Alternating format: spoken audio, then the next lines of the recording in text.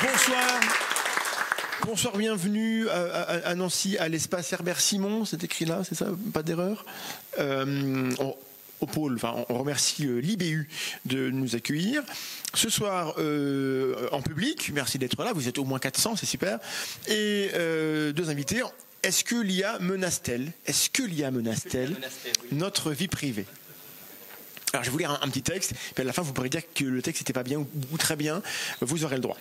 Pour le meilleur et pour le pire, nous sommes entrés dans l'ère des intelligences artificielles. Le mot n'est d'ailleurs peut-être pas forcément le bon, même s'il s'est imposé. Je vous renvoie vers la passionnante émission qu'on a fait il y a quelques temps avec Charbel Ségéry et Amaury Laurin du Centre français pour la sécurité de l'IA, intitulée « Et si les IA prenaient le contrôle ?» C'était la tranche en live 142, là on est à la 145, comme ça vous suivez. Comme beaucoup de gens, peut-être, n'avez-vous pas très envie de vous intéresser aux IA et à leurs concepteurs, mais les concepteurs et leurs IA, elles, pensent à vous. Et dans leur projet, il y a l'idée de penser pour vous, d'ailleurs, à votre place, mais pas forcément au mieux de vos intérêts, parce que ce n'est pas vous qui possédez les codes ni les clés des nouvelles machines pensantes. Je vous renvoie vers Dune.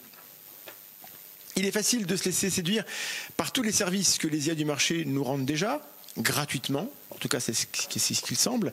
Nous sommes en train de nous faire domestiquer, acclimater à cette utilisation très pratique, mais qui ne nous offre pas de garantie sur la manière dont ces services nous seront vendus bientôt. Le confort d'avoir un copilote automatisé pour de nombreuses tâches aura-t-il un prix raisonnable ? Il faut sans doute être au moins un peu inquiet, sur de nombreux chapitres. Alors je vais énumérer l'environnement, la géopolitique, la spéculation, la création de fake news en masse, les ondes de choc sur l'économie et l'emploi, la surveillance de masse. Mais ce soir, on va mettre de côté tout ça, puisque c'est déjà assez flippant, pour s'intéresser aux données personnelles. Elles concernent nos habitudes de consommation, nos opinions, nos différentes identités et les choses qui n'appartiennent qu'à notre intimité et par exemple les informations qui touchent notre santé et qui pourraient puissamment intéresser les industriels du médicament ou les assurances et les mutuelles. Allez savoir qui d'autre. Le traitement à haut débit de nos traces numériques est déjà en cours et il a déjà participé à une fabrique du consentement. On parlera de quelques affaires. Aujourd'hui, les plateformes sont des systèmes qui collectent, recommandent et articulent les informations que nous recevons sans que nous ayons le moindre mot à dire. Et la fragmentation d'Internet pourrait nous conduire à cesser de vivre tous dans le même monde et à nous voir dispersés dans des réalités parallèles abreuvées de narratifs savamment conçus pour notre segment démographique et pour le profit de ceux qui passeront commande de notre vote ou de notre pouvoir d'achat. Alors oui, le sujet est grave.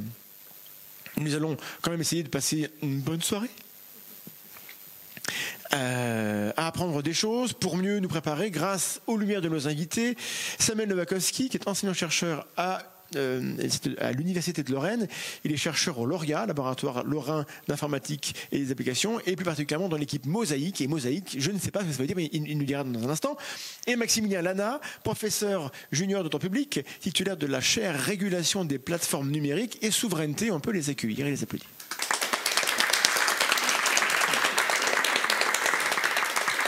Messieurs, dans quelle mesure l'édito était-il intelligent ou de qualité inférieure ? Oui. Il était de bonne facture. Bonne facture. J'ai relevé au passage la petite référence à Dune. Et c'est peut-être intéressant de creuser la question pourquoi Dune a été cité à ce moment-là. Parce que c'est flippant, on est un peu dans la flip là. Ah non, il y a une vraie référence à Dune et les IA justement dans Dune. De quoi ? Dans Dune, il y a une vraie question à propos des machines. Bien sûr, évidemment. Non, mais c'était intéressant de relever ça à ce moment-là. Moi, très bien. J'avais retenu aussi que l'idée était de ne pas être trop pessimiste ou pas trop faire peur. J'ai essayé, mais en écrivant, c'est venu tout seul. J'avoue. Ça a glissé. Donc, je m'engage à ce qu'on soit un peu optimiste à la fin. C'est le message que je veux qu'on ait, mais on va quand même mettre les pieds dans le plat. Donc partie 1, on va évacuer un peu les mythes, on va s'intéresser. D'abord, on va revenir un peu sur les définitions. Les gens savent ce que c'est que l'IA ou croient savoir ce que c'est que l'IA. Ça vient d'où ? C'est quoi les différents types d'IA techniquement ? Samuel Nowakowski. Et Mosaïque, ça veut dire quelque chose ou pas ? Non, on ne sait pas. J'ai reposé la question. Alors, il y a quelqu'un de l'équipe Mosaïque qui est là, peut-être il m'aidera, mais j'ai posé la question à mes collègues. En fait, ça n'a pas de nom, ça n'a pas de signification, si ce n'est AI. Voilà. D'accord, vous aviez inventé un mot qui ne veut rien dire. Il faudra demander à ChatGPT de vous inventer un acronyme. Il est fort pour ça. Oui, mais non. C'est comme vous voulez. Oui, donc voilà, l'IA, c'est né comment ? Pourquoi le mot intelligence, il est pertinent ou pas ? Voilà, d'où ça vient. En fait, c'est une vieille histoire, l'IA. C'est une vieille histoire qui remonte dans les années 50. Donc dans les années 50, voire même un peu avant.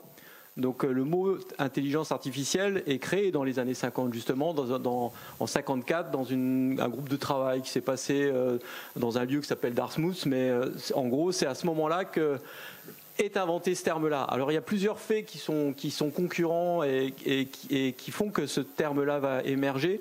C'est déjà un contexte. On est dans l'après-Seconde Guerre mondiale, il y a tout un tas de choses qui ont surgi en matière d'automatisation, en termes de réflexion, il y a la cybernétique, enfin il y a énormément de choses qui viennent questionner le rapport qu'on va entretenir avec des appareils qui tout à coup vont se mettre à faire mieux que des humains un certain nombre de tâches. Donc on est dans ce cadre-là. On a un peu avant formalisé ce qu'était un neurone artificiel. Neurone artificiel, c'est-à-dire une petite cellule qui est capable de traiter un certain nombre de faire des traitements et d'identifier en étant assemblé et pouvoir réaliser des traitements un peu plus complexes. Et puis, il y a quand même un truc dans lequel on ne parle pas beaucoup, c'est que dans les années 50, il y a un changement radical qui dans la connaissance et dans l'épistémologie, c'est qu'on découvre l'ADN. C'est-à-dire que la découverte de l'ADN fait qu'on commence à s'interroger, on se dit le vivant étant un code, qui est valable pour tout ce qui est vivant. Donc il y a des gens qui commencent à dire mais on peut peut-être quand même, il y a un changement qui nous amène à nous interroger sur mais est-ce qu'on ne peut pas non plus aussi produire des codes pour des fonctions, des caractéristiques qui relèvent du vivant. Et donc, pourquoi pas ne pas écrire des algorithmes qui pourraient reproduire des fonctionnalités qui relèvent de l'apprentissage en premier temps. Et surtout qu'on est dans la continuité des travaux d'Alan Turing, qui avait lui-même travaillé sur ces questions et imaginé qu'on puisse un jour avoir des machines, des thinking machines, des machines pensantes, des machines apprenantes. Et donc ça, c'est le cadre, le contexte un peu général.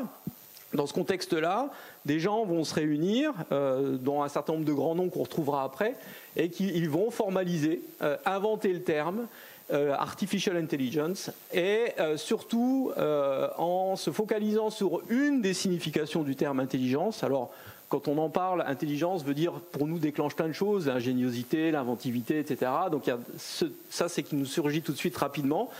On oublie aussi qu'intelligence, c'est aussi connivence. On parle d'intelligence avec l'ennemi, par exemple. Et donc, en fait, ils se sont focalisés sur une définition qui relève un peu des sciences cognitives, dans laquelle l'intelligence, c'est percevoir, donc récupérer des données sur le monde dans lequel on est, raisonner, à partir de ces données, produire un raisonnement, mémoriser et communiquer. Et donc ces 4 fonctionnalités-là ont servi de base à l'émergence de ce terme intelligence artificielle. Et dans cette foulée, dans cette continuité-là, on va avoir donc des gens qui vont commencer à jeter les bases à la fois de qu'est-ce qu'une machine intelligente, comment faire de l'apprentissage, etc.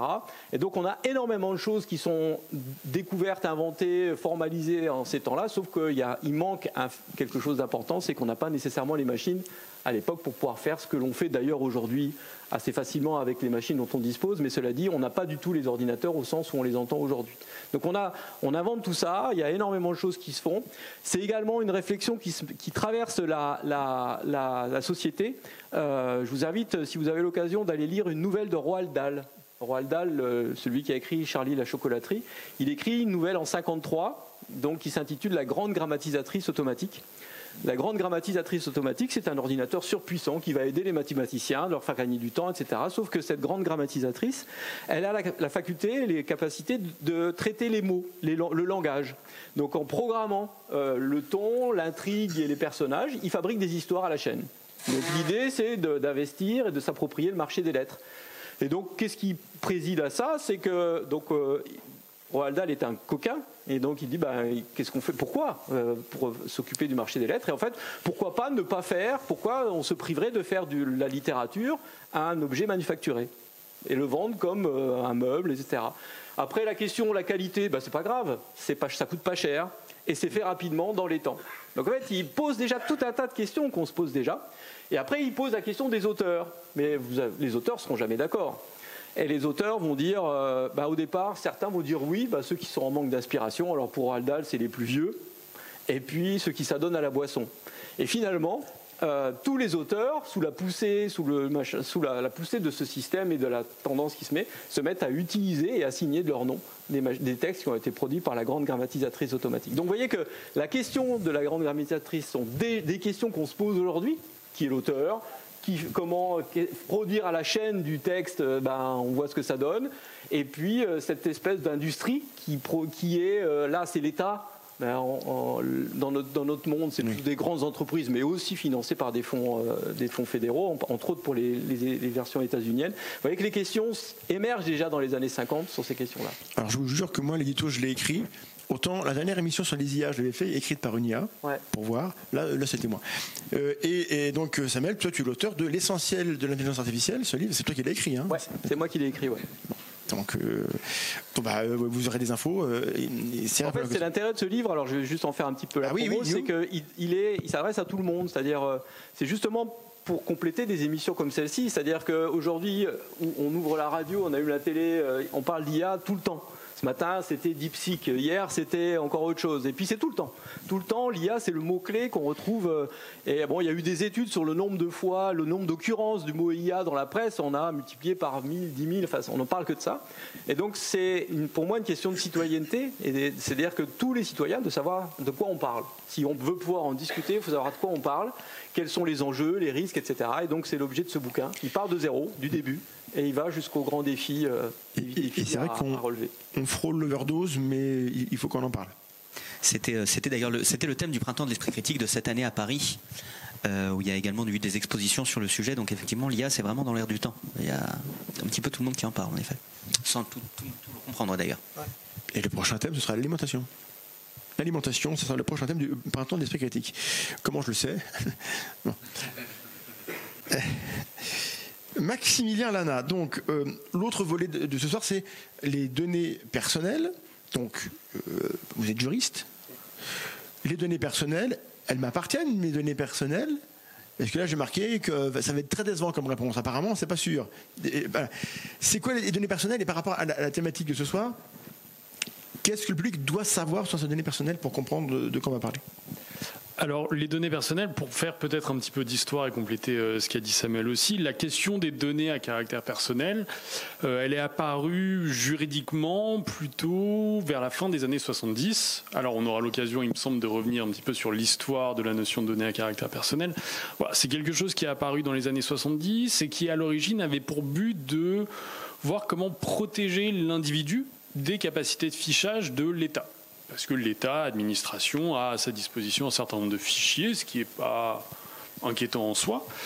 Mais il a fallu quand même protéger l'individu des capacités de fichage de l'État. Donc la notion de données à caractère personnel, elle vient de là, en Europe en tout cas, en France. On a d'autres exemples, dans le Land de Hesse en Allemagne, on a le Datalag aussi qui a été adopté.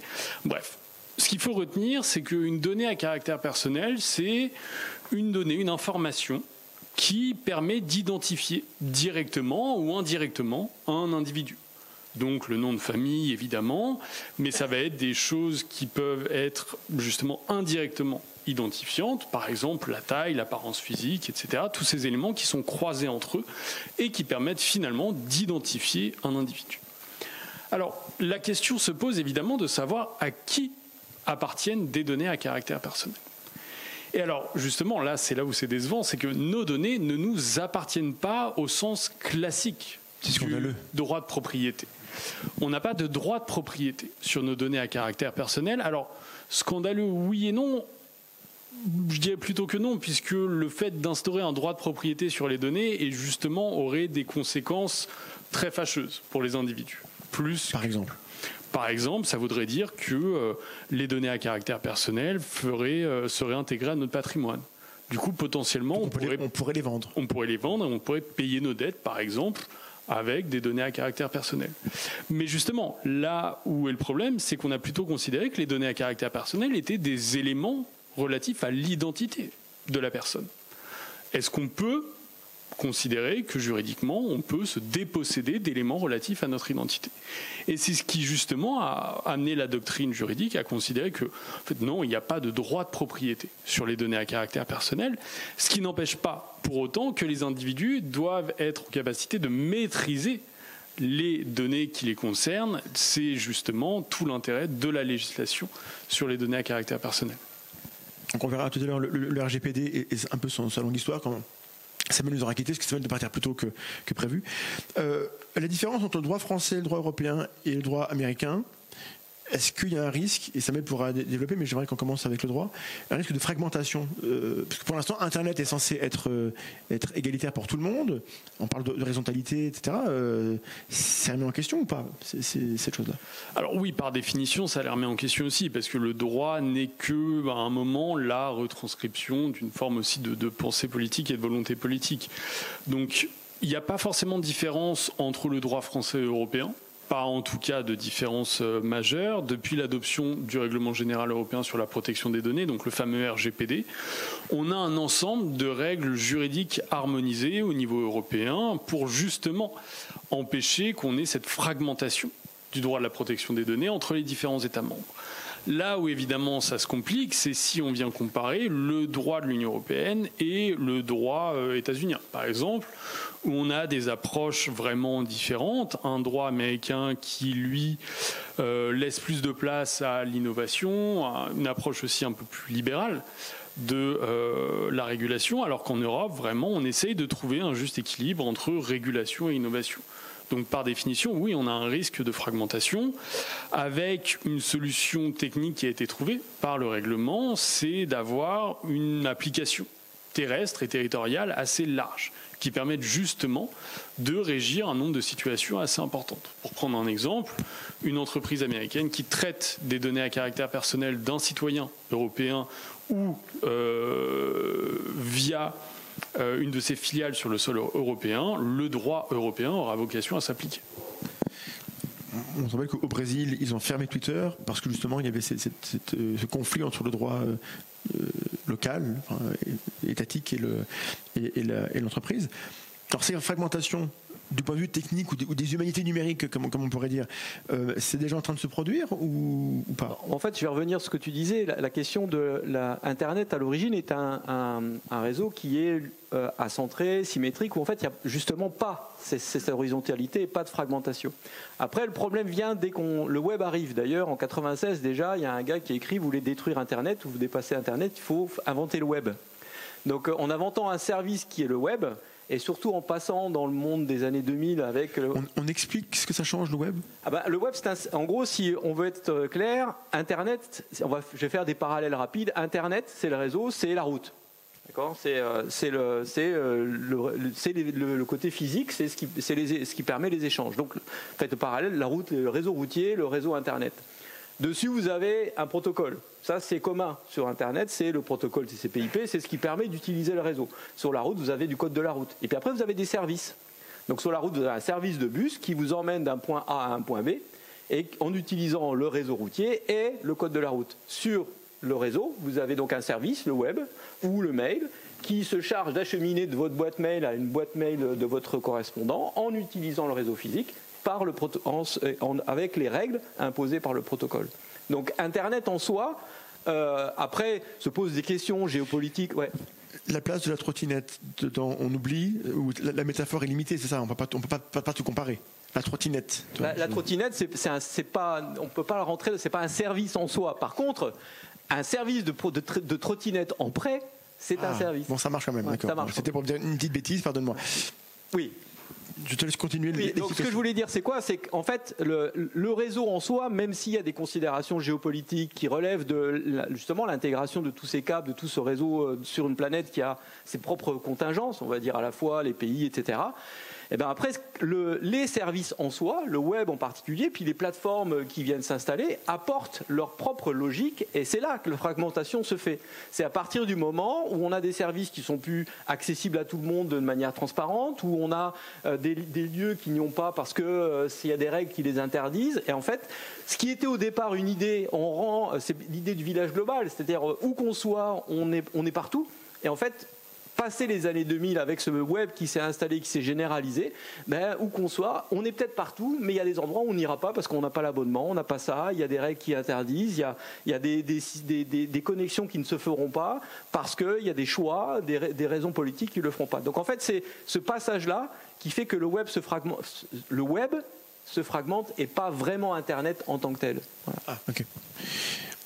Mais qu'est-ce qui change actuellement, et est-ce que la question des IA par rapport à la protection ou pas des données personnelles, est-ce qu'il y a une fragmentation qui est en cours, ou est-ce que c'est pas ça qui est pertinent comme question? En fait, il y a de toute façon une fragmentation. C'est clair qu'on a un web qui va se fragmenter, il se fragmente aussi par la façon dont les services se conçoivent. C'est-à-dire que moi, je vais évoluer dans une bulle qui ne va me proposer que ce qui m'intéresse, qui va être étanche à la bulle de mon voisin, à qui le système va lui proposer que ce qui l'intéresse. Ça fait qu'on va être chacun dans des endroits.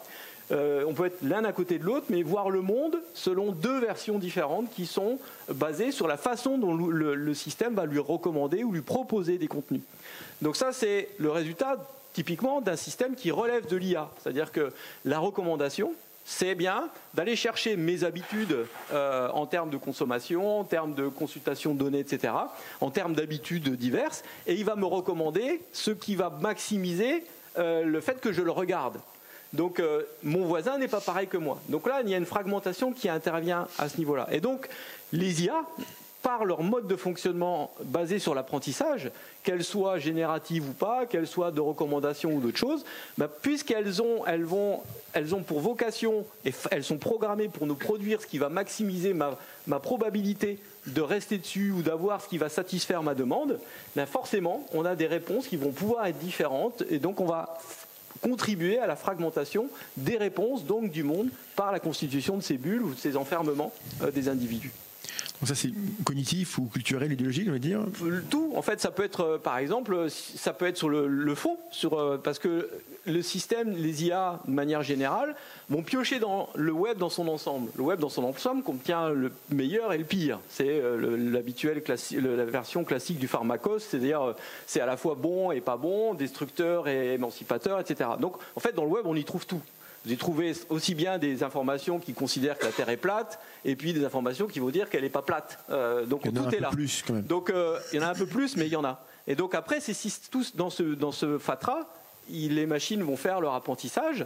Et donc à partir de là, selon le calcul qui va être fait de la probabilité que ça va me faire plaisir de lire ce que j'ai demandé, la réponse que je vais avoir, j'ai forcément une contribution à la fragmentation des individus, de la société, par simplement la production d'une information qui va être dimensionnée pour satisfaire une classe de la population et pas l'autre. Et l'autre aura sa propre satisfaction qui sera également générée. Je ne sais pas si je suis clair. Je crois que si, mais est-ce qu'on peut parler du Digital Services Act et de ce que ça change? Parce qu'on a parlé de l'État, on a parlé des entreprises. On sent bien qu'il y a une grande tension entre la souveraineté des États et le pouvoir des entreprises. Bon, on va en parler. Et donc, on a des outils. Le Digital Services Act, qu'est-ce que c'est? C'est un texte juridique. Oui. Qu'est-ce que c'est? Et ça sert à quoi? Et ça change quoi? Alors, il s'en sert, ce Digital Services Act, dans un ensemble plus général. On a justement la première brique, on va dire, du droit européen en matière de numérique. Si on veut, on va prendre l'exemple du RGPD. À partir de ensuite 2019-2020, on va avoir une stratégie européenne en termes de numérique et stratégie européenne aussi en termes de données. L'Union européenne va chercher à imposer un certain nombre de standards sur la régulation du numérique et sur la régulation justement des plus grandes plateformes. Et le but du Digital Services Act, c'est d'instaurer un certain nombre de règles en matière de modération des contenus pour faire en sorte justement qu'on ne puisse pas raconter n'importe quoi et qu'il y ait des règles de responsabilité qui soient mises en place. Et ce Digital Services Act, il a été accompagné d'un autre texte qui est cette fois le Digital Market Act, qui lui a pour objectif d'instaurer un certain nombre de règles nouvelles en matière de concurrence pour les très grandes plateformes. Et du coup essayer de limiter un tant soit peu l'hégémonie des grands groupes étrangers. Est-ce que ça marche? Alors, parce que sur les bullshit et les fausses infos, etc., mon sentiment personnel, je suis biaisé, mais c'est que ça marche pas. Alors, pour le coup, il est quand même assez tôt pour en tirer des conclusions. C'est-à-dire que par exemple, on aurait pu se dire la même chose sur l'adoption du RGPD en se disant oui, mais finalement, ça va pas changer grand-chose, c'est déjà trop tard, voilà. Mais un texte juridique, il a besoin aussi d'un petit peu de temps pour être appliqué et qu'on puisse aussi bénéficier d'un certain retour. On sait que le RGPD, oui, ça marche. C'est pas parfait, c'est pas un système qui est parfait et aucun système ne l'est. Mais voilà, ça a eu au moins le mérite de renforcer un certain nombre de règles et ça a aussi un certain caractère incitatif. C'est-à-dire que derrière le risque de sanctions éventuelles par la CNIL, on sait que derrière, les entreprises se conforment à un certain nombre de règles qu'elles doivent appliquer. Donc, le Digital Market Act et le Digital Services Act, pour moi, à mon sens, il est encore trop tôt pour donner une réponse claire. 2020. Alors, j'ai plus 2022, il me semble. Bon, d'accord, très bien. On vous donne encore 2 semaines. Sur cette tension entre les États et les entreprises, le citoyen, partout, être fliqué par l'État, c'est pas une bonne nouvelle non plus. Mais actuellement, le risque. Alors bon, on a la Chine. On parle un peu de DeepSeek et de la Chine qui vient changer le game. Mais voilà, sur cette tension entre. Est-ce qu'on est obligé, nous, de choisir d'être surveillé par l'État ou par les entreprises, Samuel? Est-ce qu'on a d'autres choix? C'est Carib Dessila. Non, mais je crois que c'est la question du système en fait. On a un système qui a du côté des entreprises, on a un système qui a vocation, qui fonctionne, et ça depuis les origines sur en gros la prédation d'un certain nombre de données qui servent à alimenter un certain nombre de moteurs à la fois intelligents ou pas, mais qui ont vocation à produire l'information, produire des services, etc. Donc on est dans un système en soi qui est fichu comme ça. Après les États, on est quand même dans un monde qui est assez opportuniste. On a des outils qui permettent de...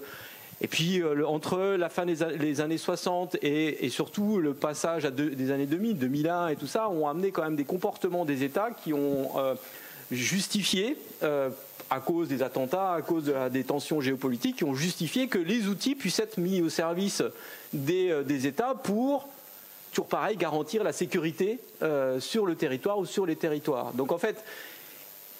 on est pris entre ça, dans cet étau-là. C'est-à-dire qu'après, la question qui nous reviendrait à nous en tant que citoyens, ce serait de poser cette question qui dit, mais est-ce que c'est ce système-là qu'il faut entretenir et considérer comme étant le seul possible? C'est-à-dire tant sur l'aspect des services et des machines et des systèmes états-uniens entreprises, est-ce que c'est un système prédateur qui va garantir que nos outils seront bien faits et qu'ils vont servir nos besoins et en respectant plein de choses, respectant les humains, le vivant, la planète, etc. Donc est-ce qu'il n'y aurait pas à penser à autre chose? Donc si je ne suis pas juste formé, je ne pourrais pas poser la question. Et puis la deuxième question, c'est du point de vue politique, quelle société voulons-nous? Est-ce qu'on veut une société qui est celle-ci, c'est-à-dire une société dans laquelle aujourd'hui passe comme une lettre à la poste, par exemple, la vidéosurveillance algorithmique, par exemple. Voilà. Est-ce que c'est cette société-là que nous voulons? Et ça nous rejoint, ça nous concerne en tant que citoyens. C'est-à-dire que c'est un modèle de société. Est-ce que je souhaite vivre dans un monde dans lequel le moindre de mes faits et gestes sera calculé, évalué, et sur la base de règles que je ne maîtrise pas parce qu'elles me sont imposées. Et il faut même s'inquiéter parce que, je vais conclure là-dessus parce que c'est tout récent, il y a Google qui a tenté une expérience, qui a fait une expérience parce qu'on parle tellement de la démocratie, la fragilité de la démocratie est fatiguée, on n'y arrive plus. Et en fait, Google a fait une expérience qui s'appelle la machine d'Habermas. Donc Habermas, le théoricien de l'espace public. Et donc cette machine, en fait, on met des citoyens, ils doivent débattre. Et en fait, c'est pas eux qui vont réguler leurs échanges, c'est une IA générative. Et l'expérience a montré que les gens qui ont participé à ça trouvent que c'est vachement mieux. Parce que, donc vous voyez, on glisse petit à petit. C'est vachement mieux parce que déjà, c'est pas eux. Donc en fait, ils se dégagent. Il y a une médiation qui se fait, voilà. Et c'est plus en douceur. Voilà, plus en douceur. Et surtout, ça lisse. Ça lisse tout ce qui pourrait être extrême, les idées un peu farfelues, etc. Ça produit un discours consensuel, plat, un petit peu comme tout ce que produit ce système-là, donc jusque dans l'organisation du débat démocratique. Alors c'est une expérience, mais comme toujours, il y a quand même à s'interroger sur tout ça. Donc ça nous revient en tant que citoyen de s'interroger, mais est-ce que cette société, c'est ça que je veux? Est-ce que c'est ça que j'ai envie dans la société dans laquelle j'ai envie de vivre? Ouais. Alors, on va revenir sur cette problématique-là, mais pour revenir un peu sur les grandes définitions, il fut un temps, on avait des chercheurs qui faisaient des travaux sur Twitter et sur comment ça se passe, la pénétration des fake news, etc. Et puis Twitter a dit, on vous ferme tout, donc on n'a plus accès à rien. Donc la question, c'est est-ce qu'on peut encore faire de la recherche? Parce que, à la limite, moi, mes données personnelles, si elles sont captées par des entreprises, mais des chercheurs qui ont accès pour surveiller ce qui se passe, pour nous documenter et pour nous dire, ah là, il y a un problème, et du coup, le publier et qu'on le voit, c'est moins grave. Parce qu'on aura tous accès aux connaissances.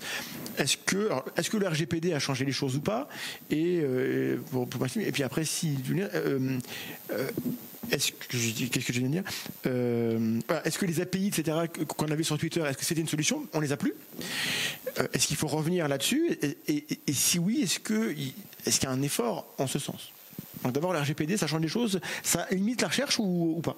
Alors déjà, je reprends sur ce que j'avais dit, c'était 2023 et 2024 sur les dates, donc récent, pour dire le degré de maturité quand même, on peut laisser un petit peu de temps.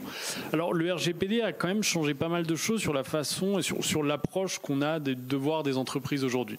C'est-à-dire qu'on est aujourd'hui dans un système où les entreprises doivent en permanence montrer qu'elles agissent en conformité à la réglementation. En fait, cette logique de conformité, elle s'est accompagnée du renforcement d'un certain nombre de droits pour les individus. C'est-à-dire que lorsqu'il y a des traitements de données à caractère personnel qui sont effectués par une entreprise, l'individu peut avoir accès à ces données, peut demander dans certains cas à ce qu'elles soient effacées, rectifiées, modifiées. Il a un droit d'information sur ce qui est fait de ces données à caractère personnel. Voilà, il y a quand même un enjeu de transparence qui a été renforcé par le règlement général européen, ce qu'on avait avant, mais dans une proportion moindre.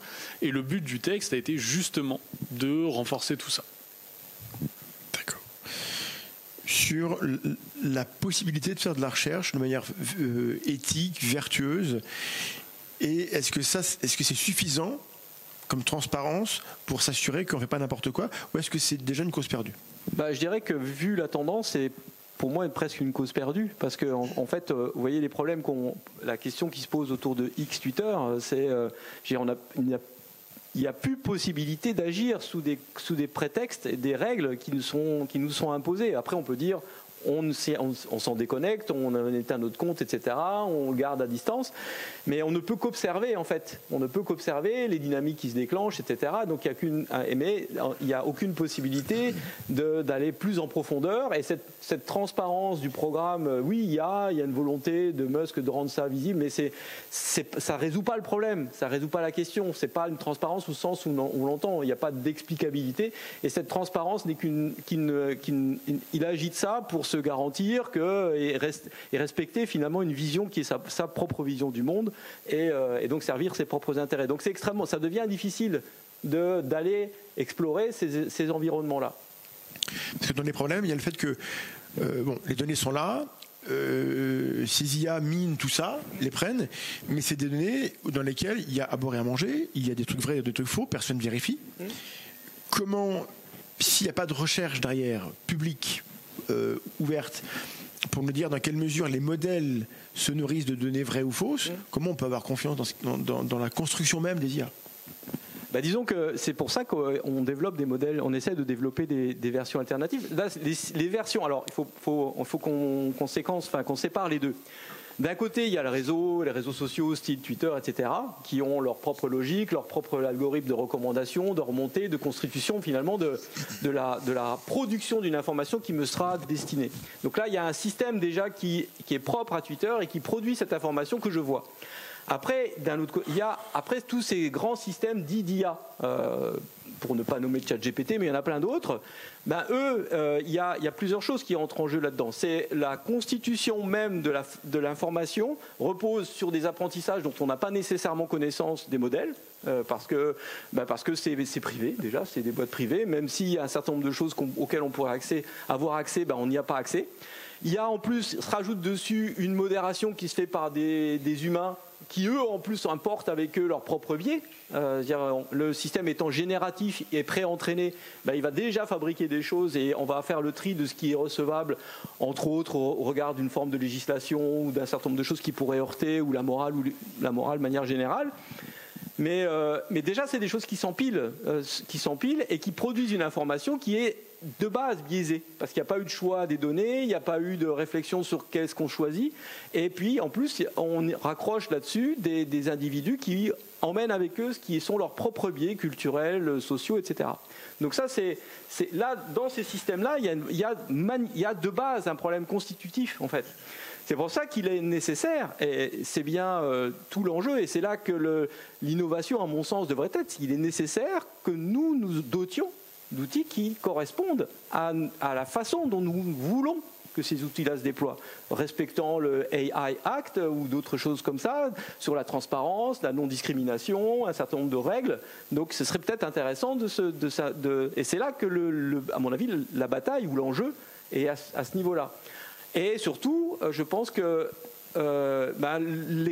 tu t'es envisagé de parler de DeepSeek, là, c'est aussi de proposer, de considérer que ce n'est pas les milliards de dollars qui font la performance. Alors DeepSeek, c'est une IA chinoise qui vient d'arriver et qui change le game parce que justement elle est très performante et elle a l'air moins gourmande. Alors, je l'ai testé très très vite, j'ai pas eu le temps de voir si c'était mieux, mais ça change très vite parce que jusqu'à hier on n'en parlait pas et maintenant on parle que de ça. C'est ça, ouais. En fait, moi j'ai pas eu le temps de la tester, je l'ai entendu hier à la radio. Donc ce que je veux dire, c'est que il semble. Après, attendons de voir. On voit ce que coûte, et on a entendu la déclaration de Trump, on va mettre 500 milliards de dollars pour le projet Stargate. On sait que l'apprentissage de GPT-5, c'est 3-4 milliards de dollars. En fait, c'est des milliards de dollars, et il y a des dizaines de milliards de dollars qui ont été investis sur les apprentissages. Et là, tout à coup, surgit une réponse, un autre outil, qui lui a demandé des millions, et pas des milliards. Et en plus, qui est meilleur. Donc, semble-t-il, alors je ne peux pas en dire plus que ce que j'ai entendu.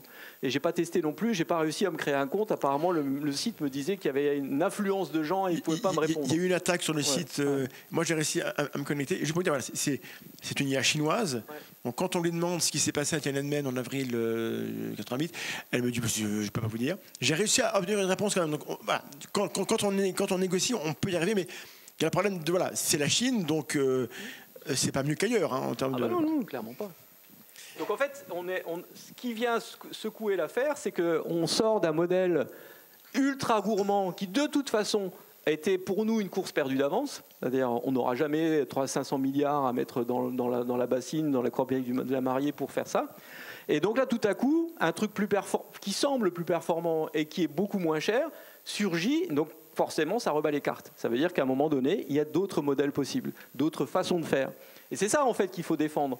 Et typiquement, c'est un discours que j'ai auprès des élèves ingénieurs, par exemple, leur dire que, oui, il y a des contraintes, mais c'est justement un moteur à l'innovation. Il y a des contraintes en Europe, innovez, les gars. On ne peut pas faire ça, mais il y a peut-être moyen de faire autrement et de produire, d'être toujours aussi bon, et voire meilleur. Et l'exemple de DeepSeek montre qu'on peut être bon et meilleur avec moins. Maximilien sur DeepSeek. Alors, si juste je peux rebondir, je trouve que c'est... Ça marche. Quelque chose qui est vraiment intéressant dans la réflexion et qui était soulevé par Samuel, c'est qu'est-ce qu'on dit aussi aux étudiants, aux ingénieurs, de dire est-ce qu'il y a une régulation ? Qu'est-ce qu'on doit faire avec cette régulation ? Est-ce qu'on doit baisser les bras en disant que de toute manière c'est trop compliqué, qu'on régule trop, ou est-ce que au contraire on part du principe que c'est une sorte de challenge scientifique à relever, parce que le fondement c'est là-dessus, c'est qu'on oppose aussi beaucoup souvent la régulation et l'innovation d'un côté, en disant que les deux sont d'une certaine manière inconciliables et que ça ne peut pas fonctionner ensemble. Qu'on est soit obligé de ne pas réguler du tout, comme ça a l'air d'être le cas aux États-Unis, qui est le modèle qu'on nous propose, ou au contraire de dire en Europe, ah oui, mais on régule trop. Il y a peut-être des nuances à apporter là-dessus aussi. Et la Chine, c'est pas tout noir ou tout blanc. Non, c'est pas du tout ce que je suis en train de dire. Là, pour le coup, j'ai pas aucun retour là-dessus sur DeepSeek, pas du tout. Donc je me prononcerai pas dessus. Mais c'est vrai que pour revenir sur ce que disait Samuel, sur cette opposition entre innovation et régulation, qui, du point de vue du juriste, est en tout cas intéressante. Un dernier point avant de passer sur la partie 2, vraiment, on parlera des données et de leur utilisation. Sur les modèles qui sont construits à base de beaucoup de données, en tout cas c'est comme ça que ça passe pour l'instant, et la manière dont ils sont entraînés, ces modèles, peut entraîner des fragilités, puisque elles se nourrissent de discours qui sont biaisés eux-mêmes avec des discriminations sociales, avec des clichés, avec de la bêtise. Et donc le danger, c'est d'imposer une tyrannie de la majorité. D'autant plus que, et là c'est nouveau, on a des gens qui retournent leur veste avec, comme Trump est au pouvoir, on dit au revoir aux politiques DEI, diversité, égalité, inclusion, qui avaient pour but de limiter tous ces biais-là en rendant visibles des réalités qui sont minoritaires. Ça, c'est un problème qui est plus cuisant qu'il y a 10 jours, parce que depuis le 20 janvier, il est là, quoi, le problème. Qu'est-ce qu'on fait avec ces modèles qui nous donnent toutes les raisons de croire qu'ils vont être biaisés à mort?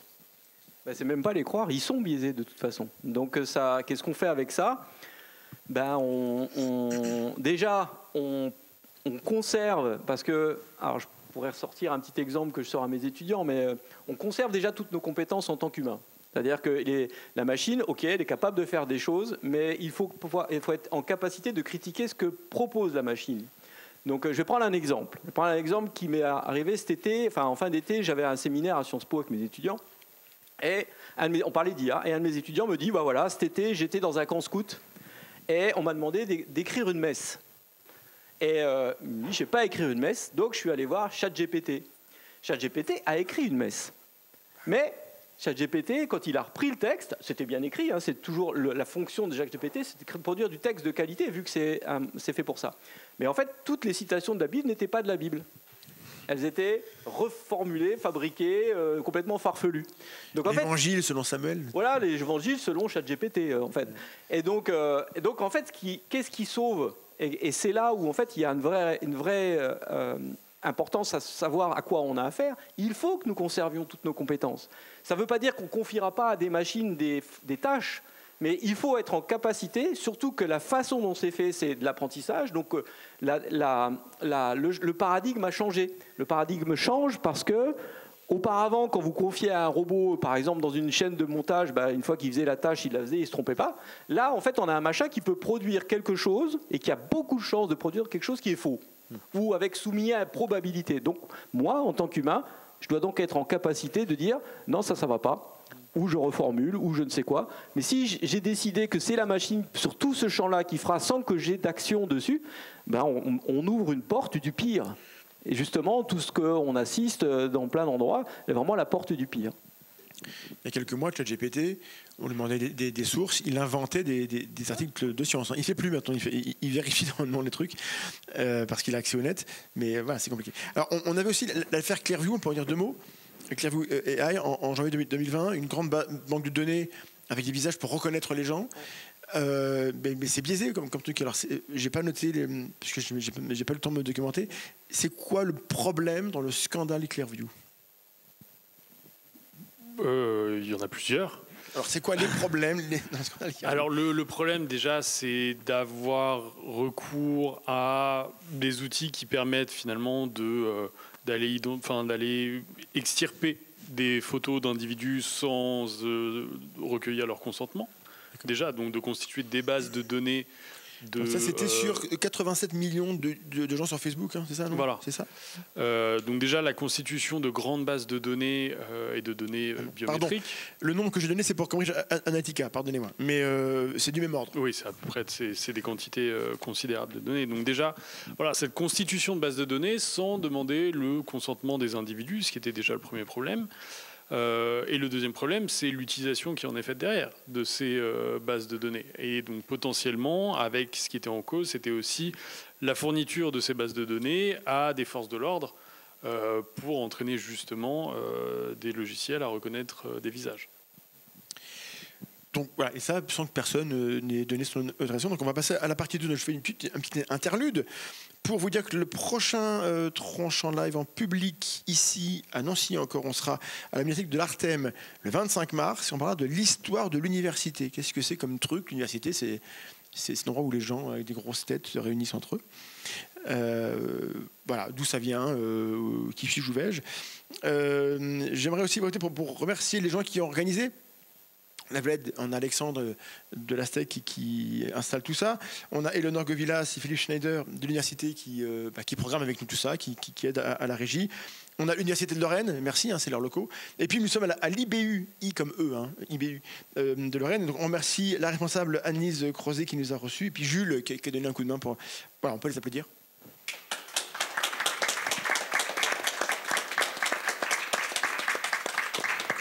Alors, avant de faire la vraie transition, on a parlé de DeepSeek, qui est l'intelligence chinoise qui bluffe tout le monde. On n'a pas parlé de Lucie, qui est l'intelligence française qui a fait rigoler le monde. Il s'est passé quoi avec Lucie? Est-ce que c'est pertinent pour... Enfin, c'est l'actu, donc on peut dire deux mots. Et par rapport à la question, parce que, en gros, ils l'ont déjà fermée. Je crois qu'elle a été ouverte 3 jours. Bon, il s'est passé quoi? Une discussion autour le fait de l'avoir appelée Lucie aussi. Sur le fait de un nom de femme, en fait. Ouais. C'est-à-dire ce côté genré de l'outil, en fait. Certes. Voilà. On l'aurait appelé Jean-Jacques, ça aurait été différent, je pense. On aurait pu l'appeler R2D2. R2D2. L'appeler R2D2. Oui, on aurait pu totalement... par rapport aux thématiques, est-ce que c'est un épisode... Bon, ils vont revenir. Là, ils ont fermé, ils vont réviser, ils vont revenir. Ça apporte quoi sur la question de souveraineté, peut-être que si c'est une IA française, on pourrait dire quand même c'est fait de chez nous. Au moins ils font pas n'importe quoi parce qu'ils seront soumis aux lois qui sont les nôtres. Du coup, on peut se fier à nos lois a priori. Est-ce que c'est un enjeu? Alors c'est un enjeu, effectivement. Le terme de souveraineté a été avancé, de souveraineté numérique, puisque ce qui pose problème aujourd'hui fondamentalement, c'est de voir que l'ensemble et la majorité des données sont captées par des entreprises qui sont situées généralement outre-Atlantique. Et le problème, c'est que pendant longtemps, le droit de l'Union européenne a considéré qu'il y avait une certaine politique de laisser-faire, puisque c'est aussi, il faut le dire, une opportunité économique, la possibilité de développer un nouveau marché, etc., etc. Au final, on se rend compte qu'une des conséquences de cela, c'est qu'on a des entreprises qui détiennent la majorité des données et qui sont dans une logique de captation quasiment exclusive des données. Et c'est de savoir aujourd'hui comment nous, en tant qu'Européens ou en tant que Français, on peut travailler là-dessus pour essayer de rétablir un petit peu l'ordre et la logique des choses. Et c'est justement ce qui est assez décevant avec l'exemple de l'IA Lucie, c'est de voir que on aurait une initiative nationale dont on manque quand même globalement assez cruellement, qui aurait pu fonctionner. Et c'est ce genre de logique qu'il faudrait adopter.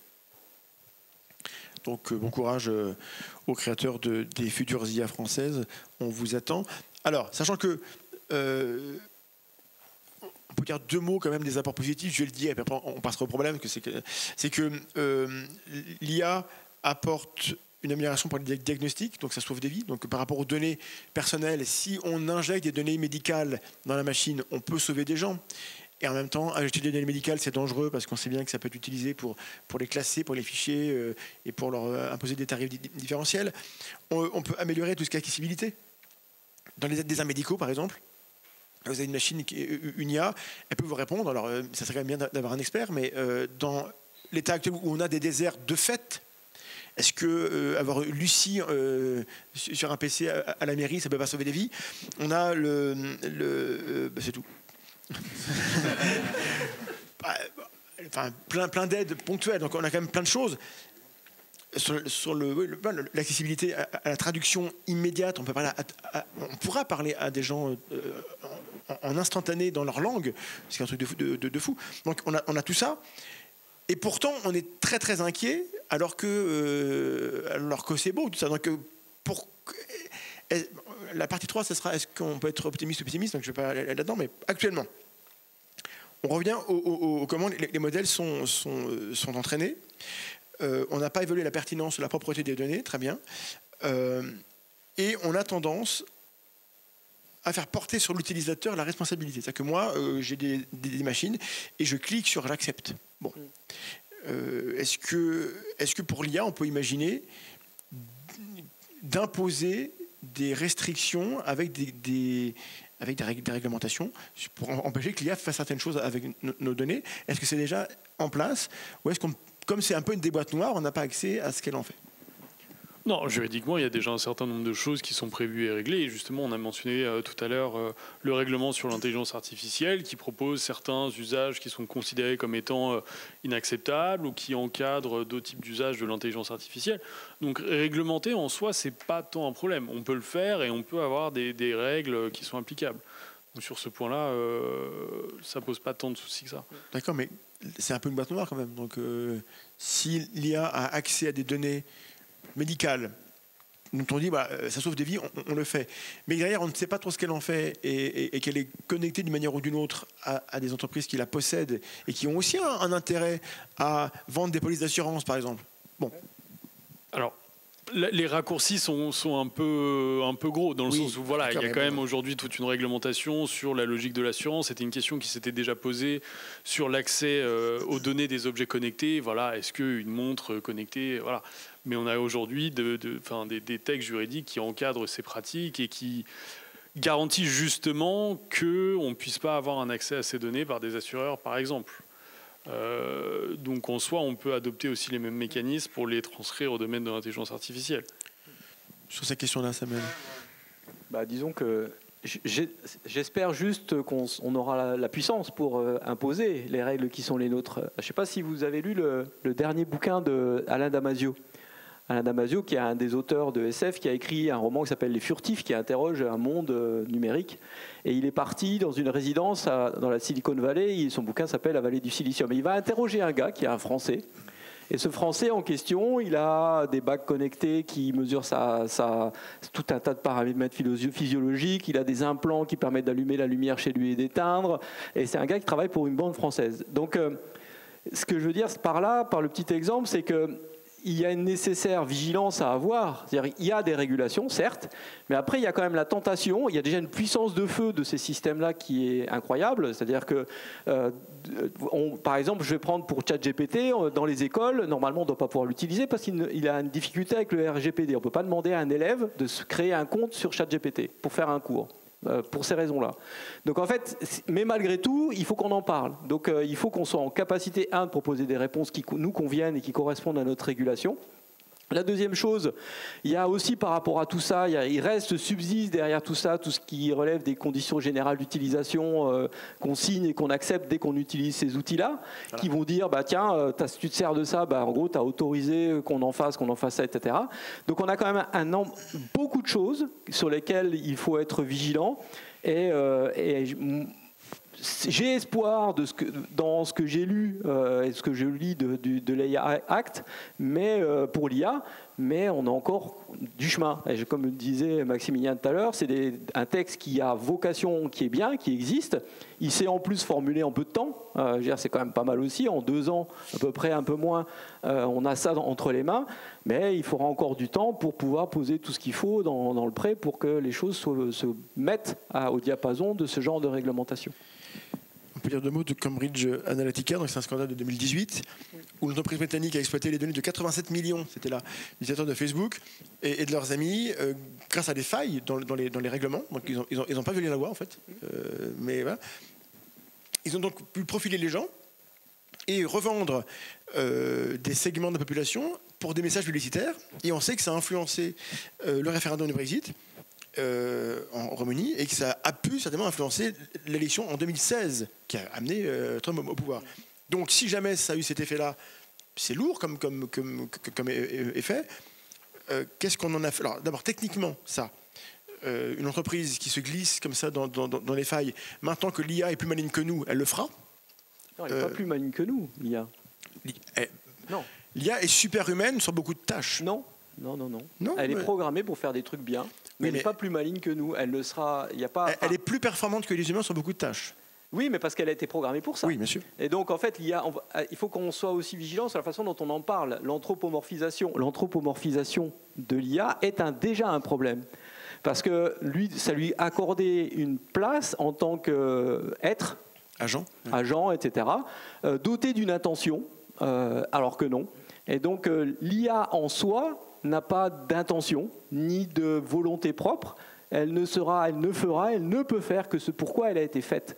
Donc elle est bonne dans un champ qui a été déterminé par un programme qui le détermine. Point. Des gens qui disent l'intelligence générale est quelque chose de... Après, il y a des débats chez les pros, comme d'hab. Est-ce que c'est un projet viable à court terme? Et il n'y a pas consensus. C'est de la science-fiction. D'accord. C'est clair, enfin, il n'y a pas consensus. J'ai entendu un grand professeur dire ça, c'est de la science-fiction, la seconde vague. Hein. J'ai entendu une fois. Hein. Maintenant, je méfie. Ouais, méfie-toi, mais ce que je veux dire, c'est qu'aujourd'hui, rien, ni demain, ni après-demain, ne peut dire qu'on arrivera à avoir... Il y a plein de mythes. C'est typiquement un des mythes. Dans les autres mythes, c'est... L'IA forte, quoi. Pardon ? L'IA forte. L'IA forte, c'est un mythe.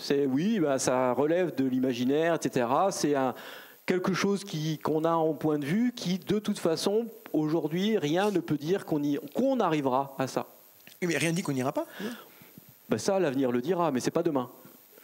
Et il y a un élément aussi pour compléter aussi, je repense à ce qu'on disait tout à l'heure sur en fait l'intervention humaine, le fait que l'être humain doit rester maître aussi de l'utilisation de ces systèmes d'intelligence artificielle, et c'est quelque chose que juridiquement on a déjà par exemple avec le recours aux algorithmes par l'administration. L'administration a recours à des algorithmes pour effectuer certaines tâches. Une des conditions qui est à chaque fois exigée et que rappelle la doctrine aussi en permanence, c'est de dire oui, l'intervention humaine dans le processus de décision et de prise de décision. Et ça, c'est quelque chose qui à chaque fois est un élément central. On espère pour encore pas mal de temps, mais de notre cœur de législation, c'est de se dire voilà, il faut qu'il y ait une intervention humaine. Mais là, on a des humains qui étaient les boss de Cambridge Analytica. Ils ont décidé de se faire de l'argent en vendant des profils de citoyens à des entreprises ou à des partis. Donc l'humain était là, et l'IA a facilité le travail. C'est quoi les conséquences de Cambridge Analytica en termes de soit technique, soit de juridique? Il y a eu des décisions prises par rapport à ça. Oui, ça s'en sert plus globalement dans le cœur du DSA aussi, sur tout ce qui est manipulation, haine en ligne, etc. DSA Digital Services Act, oui. Donc oui, on essaye évidemment d'éviter que ce genre de situation se reproduise, sachant qu'on ne peut pas le garantir non plus à 100%. Monsieur Nowakowski, est-ce que c'est inévitable, il faut qu'on se fâche avec les GAFAM? Maintenant, GAFAM, on peut en mettre d'autres lettres, je suppose, maintenant, mais voilà. On peut agrandir l'acronyme. Est-ce qu'on peut pacifiquement obtenir que nos droits ne soient pas violés? Moi, j'aurais tendance à dire, mais je suis quelqu'un de pas mesuré, je dis oui. Fâchons-nous avec ces gens-là. J'ai d'ailleurs montré à mes étudiants ce matin un site qui s'appelle Fuck Off Google. C'est un moteur de recherche qui, justement, garantit que nos traces ne seront pas utilisées, etc. Bon, c'est un projet. Mais cela dit, oui, je pense qu'à un moment donné, si nous voulons... moi, je pose toujours la question politique, c'est-à-dire, mon problème, c'est la société qui s'annonce me pose problème. C'est-à-dire, alors tout à l'heure, on parlait des outils dans les administrations. Il y a des gens qui œuvrent pour faire émerger du savoir. Vous prenez la quadrature du net, à détecter qu'à la CAF, par exemple, il y a des systèmes d'apprentissage qui prennent des décisions qui sont complètement biaisées, qui ont vocation à surveiller les plus fragiles parce qu'on a détecté que les plus fragiles, c'est ceux qui fraudaient. Donc on a ce genre d'intention. Donc des gens comme la Quadrature viennent éclairer ça. Maintenant, alors, on rappelle, les données, c'est que c'est les riches qui fraudent plus et que les pauvres ont tendance à ne pas demander alors qu'ils ont le droit. En réalité, c'est ça. C'est ça la vérité. Donc, et en fait, le système a été montré. Ils ont montré que le système fonctionnait tout autrement. Donc en fait, moi, mon problème qui m'est posé, c'est est-ce que c'est cette société-là que je veux ? Une société qui va en permanence considérer qu'on ne peut pas faire autrement, qui entretient un système dont on sait pertinemment qu'il est prédateur. Donc, posons la question du point de vue politique. Il y a déjà des éléments, appuyons-nous là-dessus et défendons un numérique, des outils qui font que la société qui sera la nôtre avec ces outils-là, passant avec, soit respectueuse de nous en tant qu'humains. Ça fait partie d'une des lignes de l'IA Act, être respecté en tant qu'humain, et puis de respecter l'environnement, parce qu'on n'a pas parlé non plus des impacts environnementaux de tous ces outils-là. C'est pas la thématique, mais je l'ai dit au début. Mais oui, non, mais c'est une question globale. Donc, tant qu'on ne se posera pas la question et on se mettra dans une logique finale de l'outil, on ne résoudra pas le problème à la base. Le problème à la base, alors j'ai peut-être l'air d'un idéaliste, mais Il faut poser ces questions-là en tant que citoyen pour pouvoir espérer infléchir une tendance de la société à aller dans ce sens-là, parce qu'il y a une puissance qui est à l'œuvre, il y a un système qui est à l'œuvre et qu'on ne remet pas en question. On se pose en solutionniste, c'est-à-dire on va peut-être trouver un machin qui va nous satisfaire, mais pour autant, le système n'a pas changé. En fait. Et c'est ça qui me pose question. En tant que citoyen, justement, maintenant que l'IA peut piloter un petit peu tous les projets, peut éliminer des données personnelles et les revendre, on a un shift vers le politique qui se fait. Donc, on a vu aux États-Unis, hein, on voit avec Musk qui va racheter toutes les grandes boîtes. Pourquoi ? Enfin, il y a peut-être des raisons. On a le métier d'influenceur qui n'est pas le métier que je fais. Hein. On n'est pas influenceur ici, on en fait de la vulgarisation. L'influenceur, c'est quelqu'un qui vous l'aimez bien, il vend cette relation à quelqu'un pour vous vendre un produit, c'est pas ce qu'on fait. Tout ça, il faut de la régulation, parce que la puissance de l'IA est liée à la fragmentation qui fait qu'on ne peut pas repérer que le voisin se fait manipuler, parce qu'il ne sait pas ce qu'on soit. Et par définition, si je suis séduit et manipulé par mon environnement numérique d'une IA qui est bien codé, qui est maligne, c'est bien codé, je ne le verrai pas. Là-dessus, donc cette communication politique pilotée par IA, est-ce que c'est déjà une réalité ? J'ai l'impression que oui, de ce que j'ai entendu. Et auquel cas, est-ce que on ne fait pas la course en retard au niveau, parce que bon, ça fait 2 ans que ça existe, très bien, mais est-ce que ce problème-là, il est adressé par les textes existants ? Alors, sur le problème de l'influence politique, moi, il y a des gens qui travaillent bien plus que moi là-dessus, donc je ne me permettrai pas de dire ce qu'il en est exactement. Là, il n'y a pas eu besoin d'attendre l'IA, en fait, de toute manière, pour qu'il y ait cette influence politique. C'est juste qu'on change juste d'outil, mais l'influence politique, ça a toujours existé. Avant, ça passait peut-être plus simplement par le métier d'influenceur sur les réseaux sociaux, de micro-influenceurs. Par TF1, CNews, on sait bien, quand même. Ou d'autres types de médias. Par hasard, hein, il y en a d'autres. Les sources qu'on peut considérer. T'écoutes pas. Mais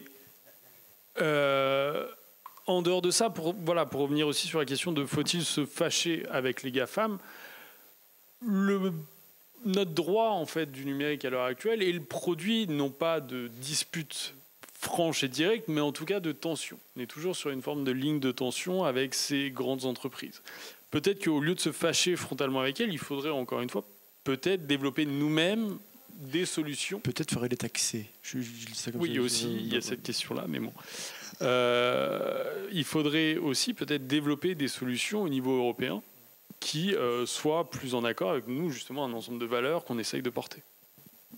Alors je dis ça en étant en travaillant dans un environnement YouTube, voilà, voilà, mais il faut taxer quand même. Donc on va passer à la partie 3 sur sur l'utilisation des données et l'entraînement des IA sur les GAFAM. Parce que comme tu pars bientôt, je voudrais te donner la parole sur les questions en priorité. Qu'est-ce que je voulais... Mince. Je suis un peu enrhumé et je suis un peu fatigué. Et je sens vos bonnes ondes à travers Internet. Merci beaucoup pour votre aide. Voilà, mais donc sur les... C'est un showman. Oui, il fait ce qu'il peut. C'est pas... sur la vidéosurveillance algorithmique, là, il y a des trucs qui changent. On s'est plaint pendant un temps que la France vendait à la Chine des outils de vidéosurveillance. Je pense que maintenant, c'est fini. Ils savent faire mieux que nous, comme beaucoup de choses. On a quand même des problèmes où, alors je ne sais pas dans quel pays c'est, mais rester immobile près de 3 personnes, ça peut alerter une alerte parce que les caméras sont intelligentes, c'est le mot qu'on utilise, pour repérer les attroupements. Donc on a comme ça une sorte de... L'espace public est colonisé par l'IA. Et ça, c'est un sujet qui te parle. Est-ce que l'espace public, avec de l'IA dessus, reste un espace public qui appartient à tout le monde ou qui est déjà privatisé ? En fait, l'espace public n'est plus public à partir du moment où il y a une caméra dessus, en fait.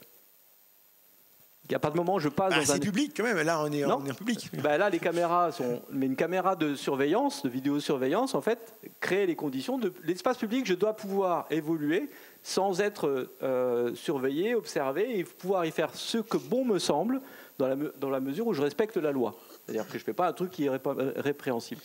Mais là, à partir du moment où on met une caméra sur une place, c'est plus un espace public, parce que cette caméra a vocation à surveiller, regarder, qu'est-ce qui se passe, etc. Et en Oui, plus, mais si j'ai rien à cacher, monsieur, Mais oui, quand on mais n'a rien ça, à cacher, on n'est pas gêné par les caméras de surveillance, c'est la mantra de tous ces par la outils-là. vidéoprotection d'ailleurs, c'est Oui. comme ça qu'on Ben utilise oui, le c'est mot. ça, c'est pour notre bien-être en plus, Ben voilà. notre sécurité. Et donc, non, en fait, un endroit avec une caméra, et a fortiori si elle est dotée d'un système qui vise à identifier des postures particulières, c'est plus un espace public. C'est plus par définition un espace public. Et là, typiquement, c'est en France, la vidéosurveillance algorithmique, si on reste sur une place pendant 3 minutes, je crois, on déclenche une alerte. Sauf que l'espace, normalement public, il y a des gens qui, pour plein de raisons, peuvent être immobiles pendant 3 minutes. Ou si je tombe, si je suis allongé par terre. Alors, il y a eu toute une logique de sémantique derrière. Oui, mais si la personne est tombée par terre, donc elle n'est pas allongée, elle est tombée par terre. Enfin, il y a tout un tas de propos alambiqués qui ont justifié ça. Mais ça veut dire que nous sommes dans un monde où, sur cet espace-là, un certain nombre de comportements qui ont été déterminés comme étant à problème, donc je ne vois pas en quoi rester sur une place c'est un problème, sont programmés pour déclencher une alerte. Et là, ça amène une vraie réflexion sur mais qu'est-ce que la liberté? Où vivons-nous? C'est quoi ce monde en fait? Et donc ça, c'est quelque chose qui a été voté il n'y a pas très longtemps. C'est des outils qui ont été testés. En général, c'est testé dans des événements publics. Ça a été testé, je crois, des concerts de Taylor Swift, je crois, il me semble. Et puis après, ça a été déployé, testé aussi pendant la Coupe du Monde de rugby, puis après pour les Jeux Olympiques. Alors, ce qui est intéressant, c'est qu'il y a eu un rapport qui est sorti qui a montré que ça n'avait pas été efficace. Il y a eu, je ne l'ai pas encore lu, je l'ai mis ça dans un coin dans mes listes de lecture. Et en fait, il y a eu une analyse, une évaluation du dispositif et on a montré que ça n'avait pas servi à grand-chose. Mais malgré tout, on a une législation qui l'autorise, on a des outils, on a fait des apprentissages. C'est des boîtes privées qui ont répondu à des appels d'offres et qui, de toute façon, iront d'une façon ou d'une autre vendre leur système à qui les payera. Oui, non, effectivement, en fait, sur cette question de la vidéo protection augmentée et de la vidéo algorithmique, il y a eu une expérimentation qui a été mise en place durant les Jeux Olympiques. Expérimentation, le problème aussi, c'est qu'on n'a pas forcément attendu d'avoir les résultats justement de cette expérimentation et le rapport qui a été rendu pour avoir une volonté politique de la généraliser, cette expérimentation. Donc c'est vrai que les moyens de surveillance changent aussi, c'est d'une certaine manière presque logique aujourd'hui, mais c'est vrai qu'on n'attend pas forcément non plus d'avoir les résultats des expérimentations avant de vouloir les généraliser. Ce qui pose plus de questions aussi. J'imagine qu'il y a un rationnel en face qui dit on aurait pu éviter les attentats si on avait ces machines-là qui surveillent les gens. Donc, dans le public, je peux comprendre qu'on dit bah oui, c'est pas idiot. J'ai des gens qui sont morts que je connais le 13 novembre à Paris. Si on avait pu détecter le comportement des gens avant, bon là on est proche de pré-crime avec Minority Report, mais donc c'est inquiétant. Mais en même temps, c'est une offre que le public peut être à même d'accepter. Juste pour rebondir aussi, c'est que dans les grandes lignes de ce rapport, ce qui était montré aussi, c'est qu'effectivement, les résultats et les bénéfices étaient assez discutables, mais il y a une chose qui, en tout cas, pouvait être lue entre les lignes de ce rapport, c'est-à-dire que, oui, ce qui a été efficace aussi, c'était d'avoir une présence humaine d'agents sur le terrain. Donc je trouve que ça repose aussi la question toujours de à quel moment on refait finalement usage de l'humain et quelle est sa place aussi dans le dispositif.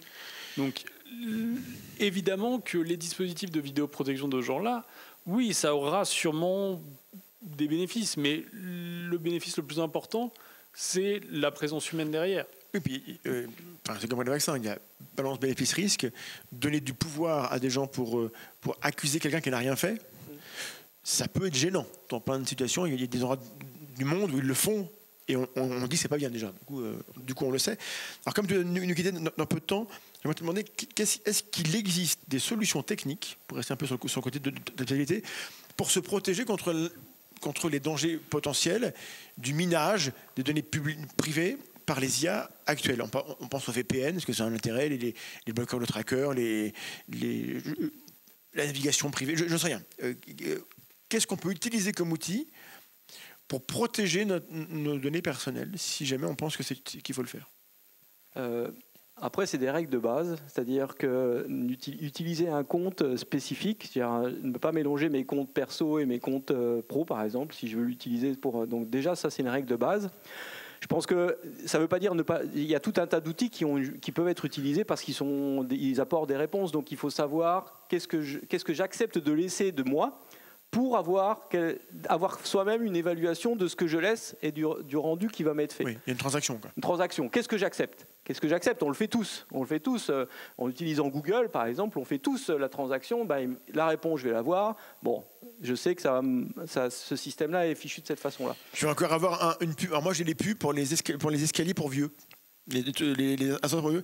J'ai ça constamment avec des images générées par IA. Et du coup, ça me fascine. Donc, je clique dessus. Mais tu es plus jeune que moi pourtant. Eh ben écoute, j'ai pas ça, moi. Pas tant que ça, tu vois. Et donc c'est que le téléphone, on dit pas. Mais sur mon téléphone, j'ai des pubs tous les jours pour les ascenseurs, pour escaliers. J'ai de la pub pour de la viande, c'est pas très au point. Vous êtes des véganes, enfin végétariens au moins. Oui. Donc, pardon, je suis coupé. En fait, ce qu'il faut, c'est veiller à l'état de sa propre machine, c'est-à-dire veiller à ce que il y ait de la navigation privée, veiller à ce qu'on ne limite que les cookies qui vont. Alors, la navigation privée, ça marche ? Ça ne marche pas. C'est pas c'est pas le plus efficace, mais c'est déjà ça. C'est déjà veiller à tous ces éléments-là. C'est veiller à aller regarder un peu l'état de sa machine. Si on ne sait pas le faire, on peut aller voir des gens qui savent très bien le faire. Est-ce qu'il n'y a pas des choses qui ont été installées ? Qu'est-ce qu'elles récupèrent comme données, etc. C'est déjà s'interroger là-dessus. La deuxième chose, c'est des précautions aussi toutes simples. C'est de ne pas ouvrir des mails dont on ne connaît pas l'expéditeur. Hein. Vous n'ouvrez pas votre porte à quelqu'un que vous connaissez pas. Et puis pareil, c'est vérifier que les sites auxquels on accède, les conditions de l'accès sont bien celles que je souhaite qu'elles soient. C'est-à-dire, suite au RGPD, on vous demande quels cookies on accepte ou pas, est-ce que je les refuse, etc. C'est déjà à ces endroits-là, c'est de s'appliquer à soi une forme de discipline qui va dire là je sais que je vais accepter parce que en gros le jeu envoie la chandelle, mais dans d'autres sites non, je continue sans, etc. Donc c'est tout un tas de petites mesures à mon sens qui déjà garantissent qu'on se protège d'un environnement qui est invasif. Après, il n'y a pas de protection dès qu'on est sur le réseau. Il n'y a pas de protection comme tous ces systèmes-là qui sont infranchissables. Il y a toujours une possibilité. Mais ça limite. Je follow-up question. Est-ce qu'il faut quitter Twitter, X, Facebook Est-ce qu'il faut ne plus avoir d'adresse Gmail Est-ce que... Alors, sur l'IA et au-delà, on déborde bien sûr, mais bon, l'IA est au cœur. Est-ce que par rapport aux problématiques qu'on a évoquées aujourd'hui, c'est encore une transaction, encore une fois, chacun voit à sa porte, mais est-ce qu'il y a de bonnes raisons sérieuses de le faire, de quitter ces plateformes ? Alors, je vais parler de moi. Je pense que j'ai quitté Twitter il y a 1 an, ou un peu plus, quand il a été racheté par Musk. J'ai quitté Twitter pour plein de raisons. Parce que pour moi, c'est un symbole. Après, j'en discutais avec une collègue, par exemple, des outils comme Instagram, Facebook et toi, YouTube, ils ont une justification. Certes, c'est des environnements privés qui ont une logique, mais si il y a quelque chose qui a été capitalisé, une valeur qui est propre au réseau, c'est-à-dire que les contacts qu'on a, les relations qu'on a, elles nous sont propres et c'est de la valeur. Abandonner ça, c'est une perte de valeur. Donc moi, je dirais qu'il faut faire le bilan. Est-ce que ce que je vais perdre est acceptable au regard de mon activité, de ce que je fais, etc. Et donc je pense dans beaucoup de cas, je sais pas moi, une page Instagram ou un site Instagram, parce qu'il sert une activité, parce il a capitalisé des contacts sur des années, que ces contacts-là, même s'ils ne sont pas toujours actifs, ils sont là, ça a une valeur, et je pense qu'il ne faut pas là se dire le fermer parce que c'est méta. Donc il faut malgré tout le conserver. Et après, je pense qu'il faut investir d'autres espaces, d'autres réseaux. Il y a d'autres réseaux qui sont aujourd'hui disponibles, les investir. D'accord. Mon lien Blue Sky est dans la description. Ou Mastodon. Mastodon, j'étais bloqué par 2 instances de manière totalement opaque. Je n'irai jamais chez Mastodon tant que la politique restera comme ça. C'est toxique et au revoir, désolé. Mais je comprends que c'est mieux, mais malgré tout, cette politique-là... Tout système a ses failles, en fait, c'est clair. Ah oui. Mais à partir du moment où on est... Après, ce qui est intéressant dans Mastodon, c'est la fédération. C'est l'idée qu'on va fédérer les instances. Sur X, j'ai un gros salopard en haut, mais je sais ce qui se passe. Sur Mastodon, j'ai plein de petits salopards. Et je sais pas ce qui se passe. Ouais, mais en fait, un gros salopard qui... Ah oui, mais c'est le pire. Qui génère des armées de petits salopards. Donc, c'est vrai. J'aimerais une dernière question, puis après on continue tous les deux, tous les trois. Des raisons d'être optimiste, s'il te plaît Samuel, sur la question des IA par rapport à nos données personnelles. Tu as déjà donné des pistes sur le comportement, mais bon, ça c'est ce qu'on doit faire. Mais est-ce que, au niveau de la société, par contre, de manière générale, des lois, des règlements, des choses ou des partis qui sont sensibles à ces questions-là, un politique, est-ce qu'on a de bonnes raisons de se dire là quand même, ou alors est-ce qu'on en a trop d'autre côté? Je te laisse faire la balance. Je dirais qu'on est quand même dans une époque formidable. Je dirais, quelque part, on a entre les mains, on a des outils qui sont incroyables. C'est-à-dire, il y a 3 ans, qui auraient imaginé qu'on ait ce genre de débat aujourd'hui sur des outils génératifs, etc. Donc on vit quand même une époque incroyable et je pense qu'il faut le prendre comme tel. C'est-à-dire qu'on a la chance de vivre dans une époque où tous les ans, il y a un truc qui arrive, qui vient à la fois de nos imaginaires de science-fiction, qui tout à coup nous amène à nous interroger sur un certain nombre de fondements. Donc quelque part, il y a un générateur de réflexion qui me semble et de remise en cause un certain nombre de préjugés ou d'idées qu'on pensait figées pour toujours. Mais en fait, on a un accélérateur de pensée. Donc je trouve que ça, c'est plutôt pas mal. Ça nous amène à nous réunir, à en parler. On en parle partout, mais malgré tout, entre citoyens, on en parle. Et ça, je trouve ça plutôt pas mal. La deuxième chose, c'est que c'est quand même des outils, même si aujourd'hui, ceux dont on parle ont 2 ans, et l'IA est avec nous dans nos téléphones depuis quand même bien plus que 2 ans, on a quand même des outils qui peuvent nous servir, qui nous aident. Vous prenez en éducation, vous prenez un jeune qui a des difficultés pour écrire. Vous pouvez avoir un outil qui l'aide à écrire, qui vient l'aider à formuler des choses qu'il n'arrive pas. Moi, j'ai des étudiants qui prennent leurs notes avec ce genre de système, parce que il peut y avoir des blocages. Donc, c'est la question toujours de se dire à quelle fin, dans quelles conditions, mais malgré tout, ces outils-là ont une puissance qui peut être mise au service de besoins réels, qu'on va identifier, et c'est cette démarche-là qu'il faut qu'on fasse. C'est pas tout bannir, c'est se dire, déjà, favorisons ce qui amènera toute alternative, parce que tout système monoculture est un système compliqué qu'il faut ne pas entretenir, mais entretenons l'idée qu'il faut des alternatives, et ça c'est pour tous les outils numériques, et puis voyons dans quelles conditions ils peuvent servir des réels besoins pour aider à la vie des citoyens, à aider des étudiants, des citoyens à produire du texte, alors ça peut être compliqué, à aller refaire des recherches ou amorcer des outils, une production de texte qu'on n'arrive pas parce qu'il faut aller chercher un certain nombre de sources. Donc c'est lui trouver des usages qui correspondent à des usages qui sont bénéfiques pour les humains que nous sommes. Et après, entretenir ce qu'il faut pour qu'on ait des alternatives surtout. Ne pas jeter le bébé. Voilà. Surtout pas. Merci beaucoup pour tes lumières. Du coup, je te laisse libre. Bonsoir. Merci à vous. Je suis désolé. J'ai une contrainte. Je vais prendre le micro. Merci Samuel. Auteur de l'essentiel de l'intelligence artificielle. Maintenant, un livre très très épais, très très dur à lire. Hein. Non mais achetez-le. Voilà. Du coup, on va revenir peut-être un peu en historique. On revient, parce que j'avais dit qu'il serait qu'on fasse le rappel sur le temps long. Le RGPD, il n'est pas apparu comme ça. J'ai noté, parce que tu me l'as dit, 78. Donc ça fait 46 ans, 46. 46 ans, on n'a pas 46 ans devant nous. Donc, ni pour l'émission, ni pour les problèmes qu'on a à régler. Alors, comment ça s'est construit et en quoi c'est une bonne nouvelle sur le rythme que ça pourra avoir ou une mauvaise nouvelle sur le rythme que ça pourra avoir dans l'avenir? Alors déjà, je suis assez content qu'on puisse parler de ça parce qu'aujourd'hui c'est la journée européenne de la protection des données à caractère personnel, donc je trouve que la date on l'a pas fait exprès, dis donc. Bien. Incroyable. Donc c'est plutôt pas mal. Alors oui, effectivement, le droit de la protection des données à caractère personnel, c'est quelque chose, voilà, ça s'est pas construit en 2 jours. C'est une réflexion sur le temps long. Comme je le disais tout à l'heure, c'est un droit qui est né de la volonté de protéger les individus des capacités de fichage de l'État, de l'informatisation croissante de l'État, et c'est pour ça qu'en fait, à la fin des années 1970, on est allé dans une logique plus de transparence de l'État et de l'action de l'État. Alors ça a évolué progressivement jusqu'au milieu des années 90 avec l'apparition de certains sites de commerce en ligne, avec l'apparition de tout un nombre d'autres services, où là on s'est rendu compte que finalement, certes, l'État avait recours à des données à caractère personnel, mais les entreprises constituaient de plus en plus des services. Elles mettaient en place des services qui reposaient sur la collecte et l'utilisation de données à caractère personnel.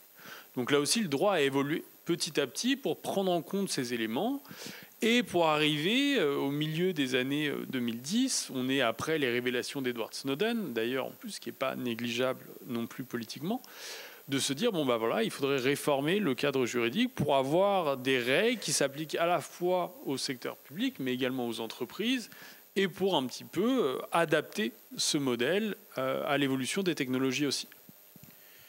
D'accord, mais ça a pris du temps quand même. Ah oui, ça a pris du temps, oui. Donc ça là, on est en 2025, si je m'abuse, ça fait un peu de temps, je lui fais lentement. On n'a pas 40 ans devant nous. Non, mais alors ça a pris du temps aussi parce que l'évolution de la technique et des technologies s'est fait sur un temps beaucoup plus long aussi. C'est-à-dire que, voilà, imaginez... il n'y avait pas d'urgence. Voilà, il y avait une urgence, mais limitée. Alors qu'aujourd'hui... Voilà, on imagine, Samuel le disait tout à l'heure, on n'imaginait pas il y a 2 ans avoir ce genre de discussion aujourd'hui. Alors essayons d'imaginer les discussions qu'on va avoir dans 2 ans. Peut-être que tout ce qu'on est en train de dire aujourd'hui sera d'ailleurs complètement obsolète, on verra.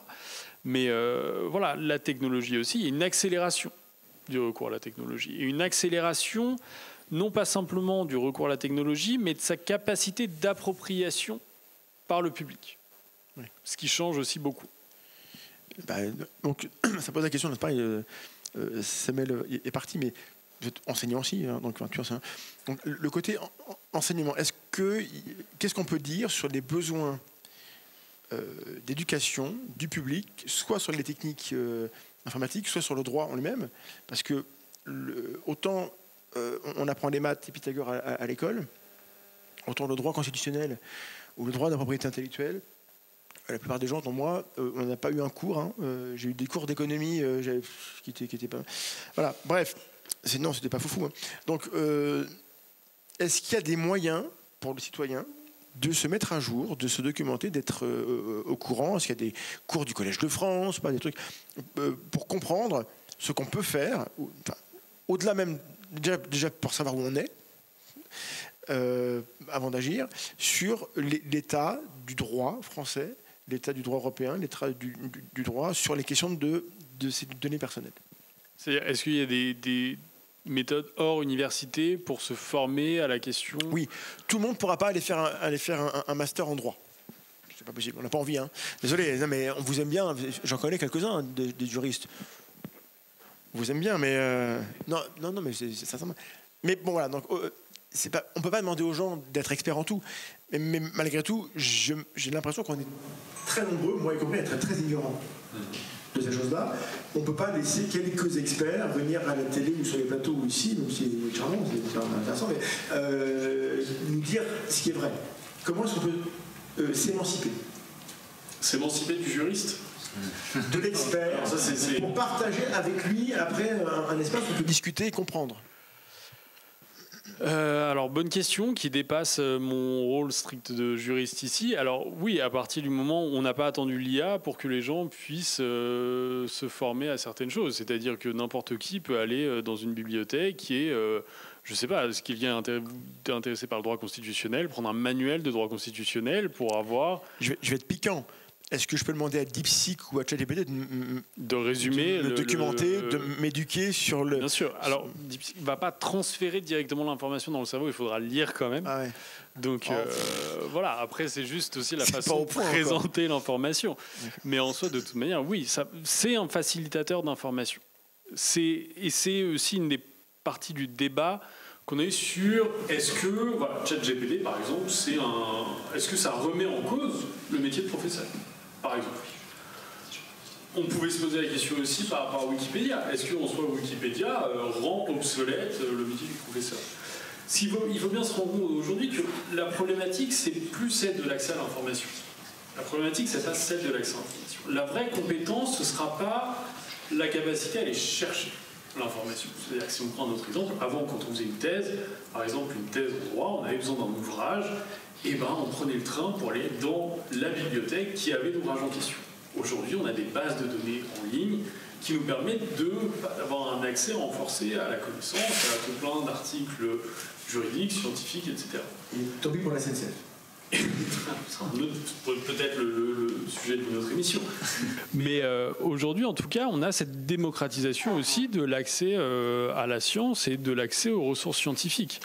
La vraie distinction sera la formation des individus, des étudiants, à digérer cette information et à savoir comment l'appréhender.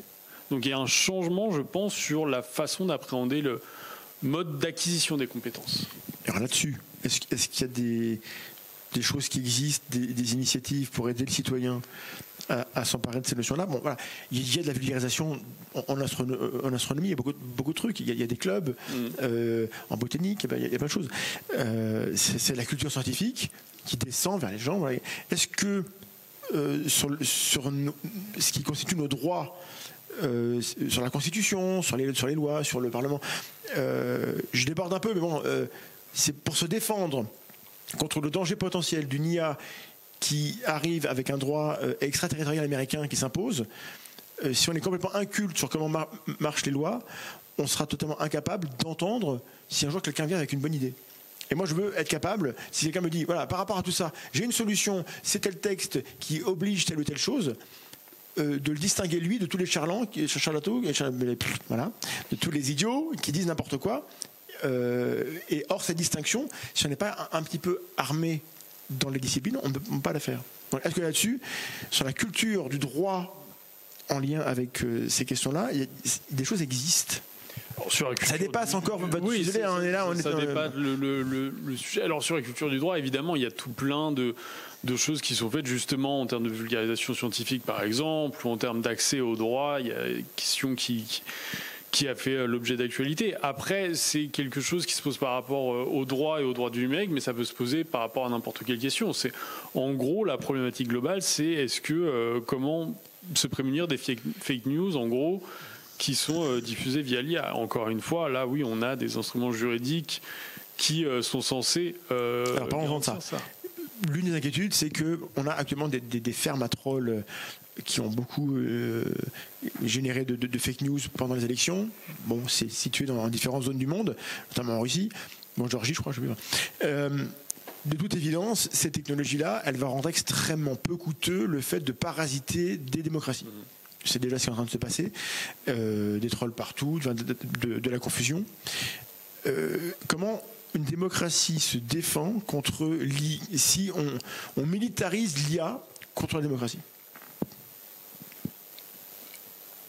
Alors là, c'était la fin de ma question. Militariser l'IA contre la démocratie, je vois pas bien comment je peux répondre. Là-dessus, en toute honnêteté, je sais pas. On n'a pas. C'est ça un expert.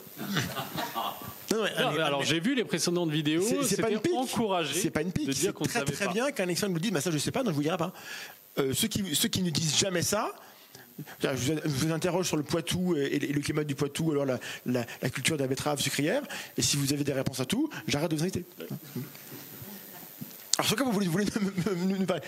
J'aimerais qu'on ait des questions dans 5 minutes, mais d'ici là, est-ce qu'il y a un élément, une question que j'ai pas posée, parce que j'en ai encore 2-3, mais que j'ai pas posée, et vous dites quand même, c'est dommage, ça j'avais préparé, je voulais en parler, et ça n'a pas été abordé.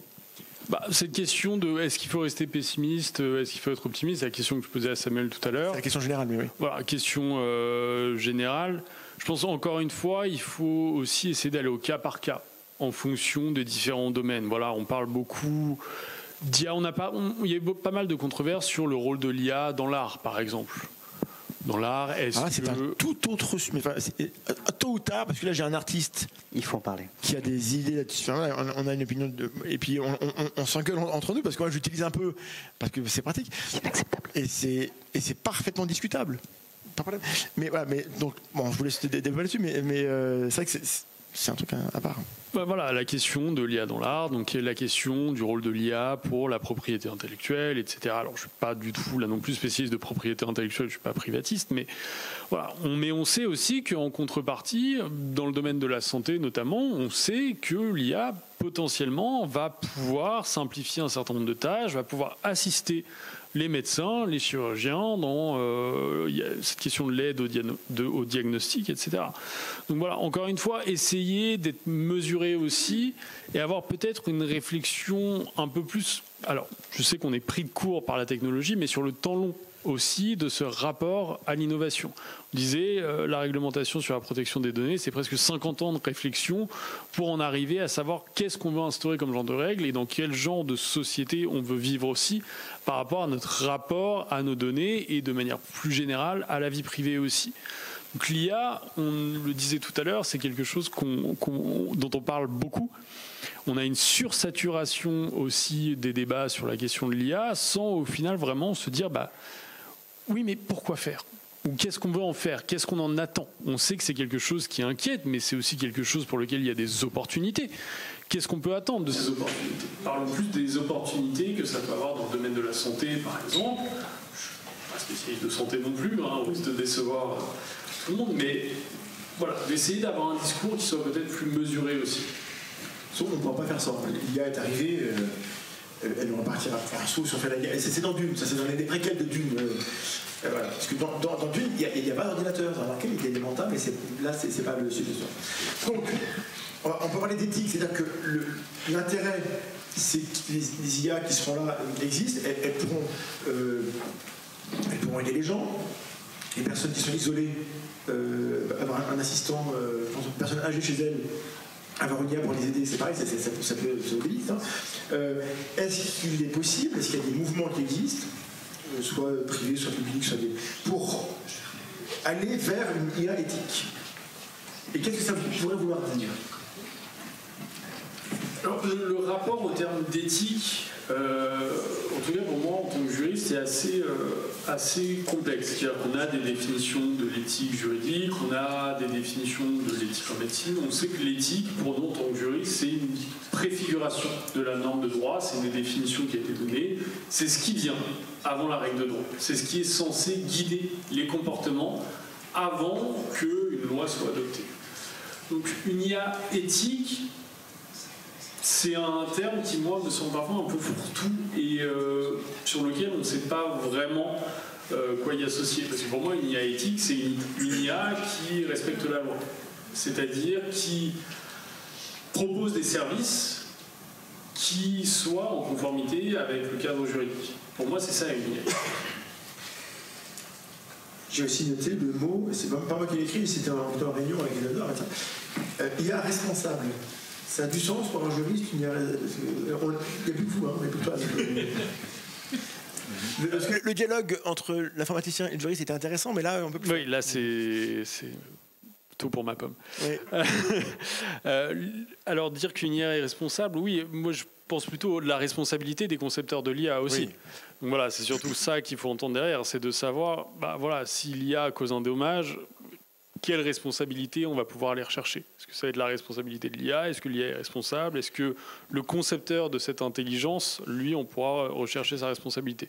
C'est surtout ces débats-là qui sont intéressants. Et dernière question, même si, encore une fois, c'est pas ta spécialité, mais essentiellement, sur la croissance perpétuelle et sur le coût environnemental, on a évoqué que c'était les deux murs, enfin, les deux plafonds de verre ou pas de verre. C'est qu'il n'y aura pas une croissance indéfinie, l'environnement est limité, donc on a... Et entre l'écriture de ça et aujourd'hui, il y a DeepSeek qui est arrivé, qui montre que le modèle où tout s'amplifie avec des ressources gargantuesques investies n'est pas le seul. Donc du coup, la question est moins pertinente, et tant mieux. Donc il y a peut-être d'autres modèles. Est-ce qu'il y a d'autres modèles, mais en même temps, c'est des modèles qui vont émerger dans des... Il faut que je mette mes idées en ordre, c'est compliqué, vous savez. Actuellement, le marché est saturé, possédé par les Big Five, par les GAFAM, etc., qui ont tout intérêt à ce que leur modèle soit le modèle unique. Si d'un seul coup, on a pour un moindre coût, des IA qu'on peut générer et qui sont performantes, d'une part, ça rend plus délicat le problème du contrôle. On avait évoqué ça lors de la dernière émission, avec le fait que des groupes terroristes qui auraient des IA qui leur permettent de faire des bombes nucléaires, parce que ça peut servir à ça, ou des bombes sales, le risque il serait réel. Donc à la fois déposséder de ce pouvoir centralisé les GAFAM, c'est bien pour tout le monde, mais en même temps on a ce risque-là. D'un point de vue du droit à l'échelle du monde, est-ce qu'on saura réagir à cette transformation qui a l'air d'être en cours depuis 2 jours là? Alors, la question, c'est quoi? Est-ce qu'on saura Je sais pas. réagir? Je vois là que... Je ne sais plus. Ça va trop vite. Alors, pour revenir, Pardon. disons moins. Pour revenir sur cette question du lien qui n'est pas inintéressant du tout, même du point de vue du juriste, du lien entre l'intelligence artificielle et l'environnement. Merci. Vous dire que c'est intéressant, ma question. C'est intéressant aussi parce que, par exemple, la CNIL, donc, qui est l'autorité administrative indépendante sur la régulation et la protection des données à caractère personnel, a un laboratoire d'innovation qui s'est penché sur cette question. Ils ont publié un livret qui est accessible par tout le monde et qui parle justement du lien entre les nouvelles technologies et leur impact sur l'environnement. En se disant que, voilà, je synthétise, hein, mais qu'on parle aujourd'hui de droit, de régulation sur le terrain de la concurrence, par exemple, qu'on parle de souveraineté numérique, qu'on parle de... Voilà, on mobilise tout un ensemble de notions sans jamais vraiment réfléchir. Est-ce que se dire aujourd'hui, est-ce que cette régulation de l'intelligence artificielle, elle ne se fera pas de toute manière par la prise en compte du droit de l'environnement? Ce serait le levier. Ce serait le levier qui, au final, serait la variable, en gros, qui permettrait de définir ce qu'on a le droit de faire ou de ne pas faire. Et donc, je trouve que c'était pour moi une approche assez intéressante, puisqu'on en entend finalement assez peu parler. On entend évidemment du coût, on va dire, énergétique de l'intelligence artificielle, de ce que ça implique, etc. Mais d'un point de vue juridique, de dire, bah voilà, ça pourrait être aussi un élément à prendre en compte, et de dire que cette logique en fait de consommation énergétique de l'intelligence artificielle sera quelque chose qui aura un impact juridique aussi. D'accord, donc on va aller vers des systèmes un peu plus propres. Levez-vous si vous avez des questions dans le public. Alors chez vous, restez assis, hein, parce qu'on ne va pas vous entendre. Et déplacez-vous, Evelyne va tendre nonchalamment le micro pour que vous puissiez vous exprimer. Alors les questions qui sont exclusivement informatiques. Je ne suis pas sûr que Maximilien soit... Oui. Mais il peut essayer, parce que pour tout... Pourquoi pas? Comment on débug Internet? Voilà, il ne sait pas. N'hésitez pas. Venez par ici, s'il vous plaît. Voilà, attention au câble sur le sol. Et posez vos questions. Nous avons encore un bon quart d'heure devant nous. Facile. Bonsoir. Une question qu'on peut se poser, c'est on a déjà consenti beaucoup de choses au numérique depuis pas mal d'années. En fait, la question de l'IA, elle questionne nos pratiques numériques depuis 10-15 ans. Les consentements qu'on a déjà accordés, difficile de revenir dessus. Et si la population continue de consentir aveuglément, que peut le droit? Ça, c'est une première question. La deuxième chose, c'est les IA qu'on voit aujourd'hui émerger. Elles arrivent des Big Five, elles arrivent de Chine. On voit bien, il y a quelques années, il y a eu des tentatives des pays européens de créer leur propre moteur. Même en Lorraine, Quant, pour ne pas le citer, on a vu qu'on n'a pas tenu la distance du tout. En fait, les habitudes sociales qui ont fait qu'on a continué d'utiliser Google massivement, Facebook massivement, etc., ça a complètement disqualifié les initiatives européennes. Donc, quelque part, est-ce qu'une des réponses, ce ne serait pas de prendre les choses à la base, c'est l'éducation, la prise de conscience de chacun des individus. Qu'est-ce que je fais? Pourquoi je le fais? Quelles conséquences ça a? Avoir un avis éclairé sur les usages pour avoir un peu de discernement et après disqualifier personnellement les outils que l'on juge ne pas être éthiques, quitte à faire des choix sociaux importants. Est-ce qu'on attend d'attendre que les gens soient éduqués à l'école pour se méfier de tout ça? Alors, cette question, évidemment, de l'éducation au numérique, elle est primordiale. Elle est primordiale et évidemment, c'est quelque chose qui est développé aussi. Il y a beaucoup de gens qui œuvrent pour cette éducation au numérique et pour essayer de sensibiliser aussi sur qu'est-ce que ça veut dire consentir à un traitement de données, qu'est-ce que ça veut dire consentir à l'utilisation d'un réseau social, etc., etc. Je trouve ça intéressant de voir aussi, il n'y a pas de déterminisme. C'est-à-dire, on n'est pas avec un compte Facebook ou on n'est pas avec un compte Twitter. On peut aussi, par nos actions, se dire, non, peut-être qu'il y a d'autres alternatives. Après, un autre élément qui justifie aussi les raisons pour lesquelles on ne le fait pas et qui justifie aussi l'évolution du droit. On voit que pendant un certain nombre d'années, le droit s'est focalisé justement sur cette question de la protection des données, etc., etc. Aujourd'hui, le droit tend de plus en plus à régir aussi les situations de concurrence. Et ce qui se passe en Europe aussi, et c'est le but là du DMA, donc Digital Market Act, c'est d'essayer de limiter l'effet de réseau qui a permis la constitution, au final, de ces grandes plateformes. Et c'est d'essayer de tempérer un minimum les logiques presque hégémoniques qui vont avec, on va pas prendre d'exemple, pas le nommer, mais un service qui développe, je sais pas, une application, n'importe quoi, par un effet de réseau, progressivement va devenir un monopole qui va avoir un service de messagerie, un service de cartographie, un service qui permet aussi de dire qu'on est en sécurité lorsqu'il y a une intempérie. Voilà, on développe à partir d'un secteur d'activité une logique de monopole. Ce que le droit cherche à faire aujourd'hui, c'est essayer de briser un petit peu ces situations de monopole, justement pour laisser la porte ouverte à d'autres services qui soient plus respectueux et plus vertueux. Donc rien ne nous empêche aujourd'hui, nous, de se dire, en fait, non, il y a des alternatives qui ont des logiques différentes et qui, du coup, vont nous poser moins de problèmes.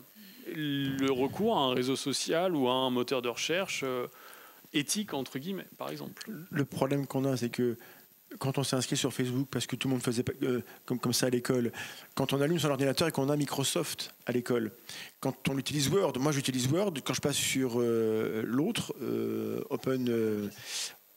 OpenOffice, j'ai pas les mêmes raccourcis, je galère, je crie, je hurle et je change et j'ouvre mon Word. Et c'était dans mon édito, j'étais domestiqué avec des produits gratuits à être le client perpétuel d'une marque. ChatGPT, on arrive, c'est gratuit. Et si on s'habitue à ça, ça deviendra la seule interface qu'on aura.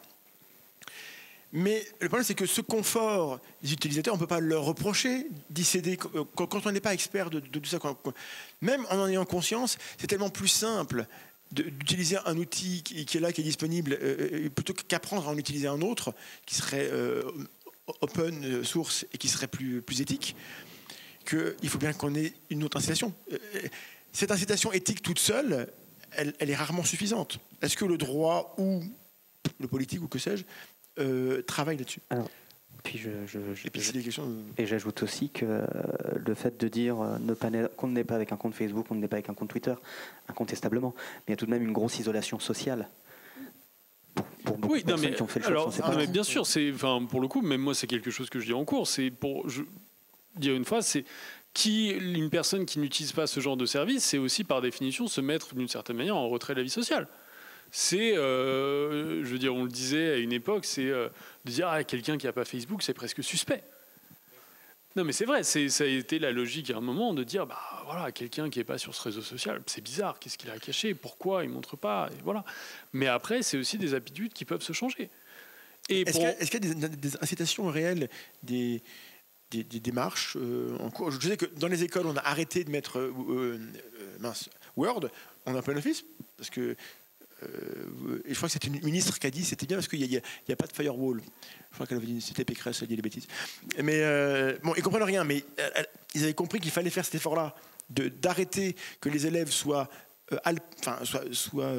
attrapés par le col par les grandes marques américaines qui les habituent.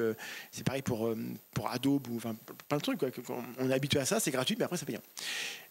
Est-ce qu'il y a des démarches en cours pour aider les gens à faire la bonne chose? Oui, tout à fait. Mais comme je l'ai posé une fois et que je n'ai pas de réponse, je la repose et après c'est vous. Encore une fois, l'incitation juridique, évidemment qu'il y a tout un tas d'initiatives que je ne pourrais pas lister ici sur essayer de prôner une utilisation différente des services qui sont proposés aujourd'hui, bien sûr. Après, encore une fois, pour en revenir au droit à strictement parler, le but, encore une fois, c'est de permettre l'émergence de nouveaux services et de placer l'utilisateur, nous, dans une situation où on a peut-être plus de choix. Mais d'ailleurs, il faut faire le travail. Monsieur, une question. Bonsoir. Question rapide. On en est où du juriste augmenté, notamment grâce à l'IA? Est-ce que ces nouvelles technologies pénètrent les acteurs? Alors, on te permet tout honneur, bien sûr. Est-ce que les acteurs sont pénétrés par l'IA? Alors, oui. Je sais pourrais pas dire précisément à quel degré, on va dire, mais effectivement, cette question des legal tech, ce qu'on appelle les legal tech aujourd'hui, se développe de plus en plus. Et on sait qu'on a de nouveaux services qui reposent sur l'utilisation, sur la collecte et l'analyse de données, évidemment, pour essayer de prédire des revirements de jurisprudence, par exemple, pour essayer de prédire des solutions, etc. Après, voilà, il y a des personnes qui sont bien plus qualifiées que moi pour parler de legal tech, donc je ne m'avancerai pas plus. Mais oui, on sait que de toute manière, évidemment, que ça va et que ça a déjà des influences sur le métier de juriste. La legal tech. Et du coup, est-ce qu'on peut imaginer que l'IA... Je meuble, hein. Donc là vous le levez et puis vous venez me poser vos questions, mais je meuble. Hein. Je vous laisse la parole quand vous voulez, mais je dois tenir encore un petit peu, j'ai encore 10 minutes, au moins 10. On n'a pas évoqué l'impact des IA sur le marché de l'emploi. C'était un peu évoqué là, avec le juriste augmenté, ça peut aussi être un juriste qu'on vire parce qu'il est remplaçable. Par moins. Au lieu d'en avoir 3, on en a un, il est augmenté, mais il fait le travail de 3, mais on ne paye pas plus. Est-ce que alors ça a toujours été, hein, la technologie a toujours augmenté la productivité. Au lieu d'augmenter les gens, on les virait. Ça a toujours été le cas. Donc, et Tesla, on a vu ça avec Musk. Est-ce que là-dessus, pour éviter que l'IA soit un cataclysme absolu qui fait qu'on ait 12 milliardaires qui possèdent à la fin 95% de tout et que nous, on soit avec des crèves la dalle branchés sur Google, est-ce qu'il y a des solutions pour qu'il n'y ait pas de répercussions sur le marché de l'emploi de ces technologies, ou est-ce qu'on est en roue libre? La guillotine. Hein? La guillotine. Alors oui, c'est une vieille technologie, ça. C'est une vieille technologie.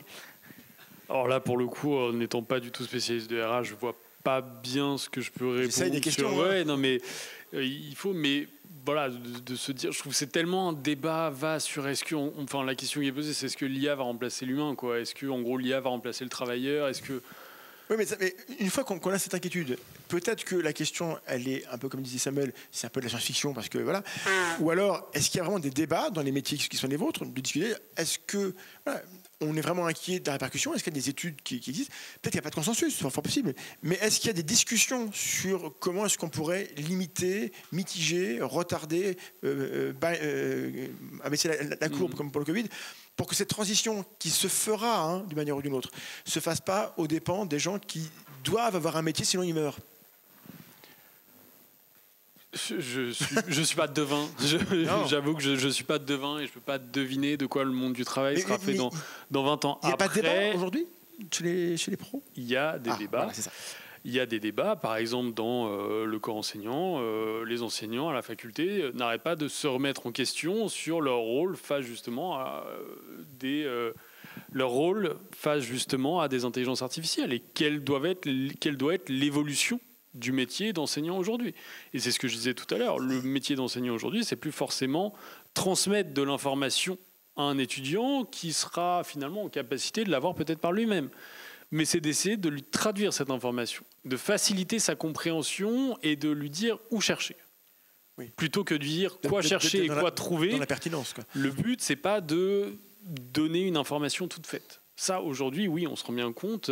Si on pose la question à n'importe quelle intelligence artificielle de nous faire un résumé du droit de la protection des données à caractère personnel, bah on l'aura.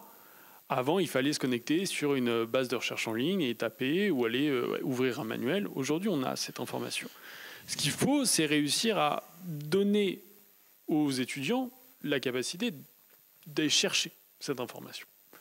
Donc, voilà, moi, je n'étais pas hyper inquiet pour le métier d'enseignant, pour vous dire, parce que je pense qu'en effet, les enseignants vont renouveler leur interaction avec les élèves. Il y aura toujours un intérêt à être sachant et à accompagner. Mais il y a d'autres métiers, peut-être comme juriste ou comme conseil ou assistant de plein de choses, où il n'y a pas un ministère avec des fonctionnaires. Là, il y a des gens dont c'est le métier ils le vendent. Et puis, on va arriver des offres et ces gens, ils vont être à la rue. Peut-être qu'il n'y a rien à faire. Peut-être qu'on n'est pas médium. Mais est-ce qu'il y a des réflexions sur... Est-ce que la loi peut protéger contre ce type d'événement ou est-ce que c'est pas possible? Mais avant même de se dire que c'est la loi qui va protéger, il y a juste quelque chose qu'il faut garder aussi en tête, c'est le facteur humain.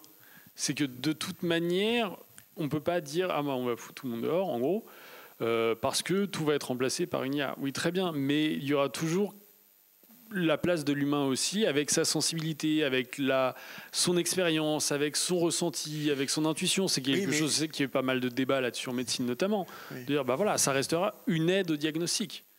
Parce que derrière, oui. Mais je suis pas inquiet pour les médecins non plus, en fait. C'est ça le truc, c'est qu'il y a des métiers à forte valeur ajoutée, avec un fort capital social. Faites-moi la liste de pour qui vous êtes inquiet. Comme ça, je suis inquiet pour le banquier, pour le conseiller.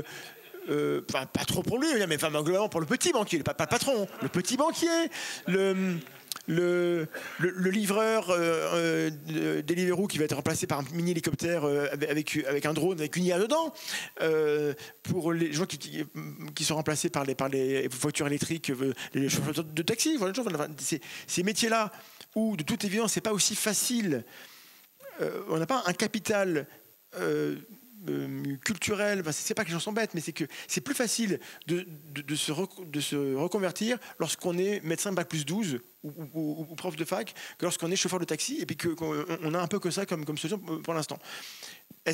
Et peut-être qu'il n'y a pas de réponse actuelle, et je dis pas qu'il faut que vous en ayez une vous maintenant là, mais je m'interroge sur le niveau de discussion des juristes. Est-ce qu'il y a des débats qui existent, ou est-ce que pour l'instant c'est pas la priorité? Est-ce que c'est un angle mort?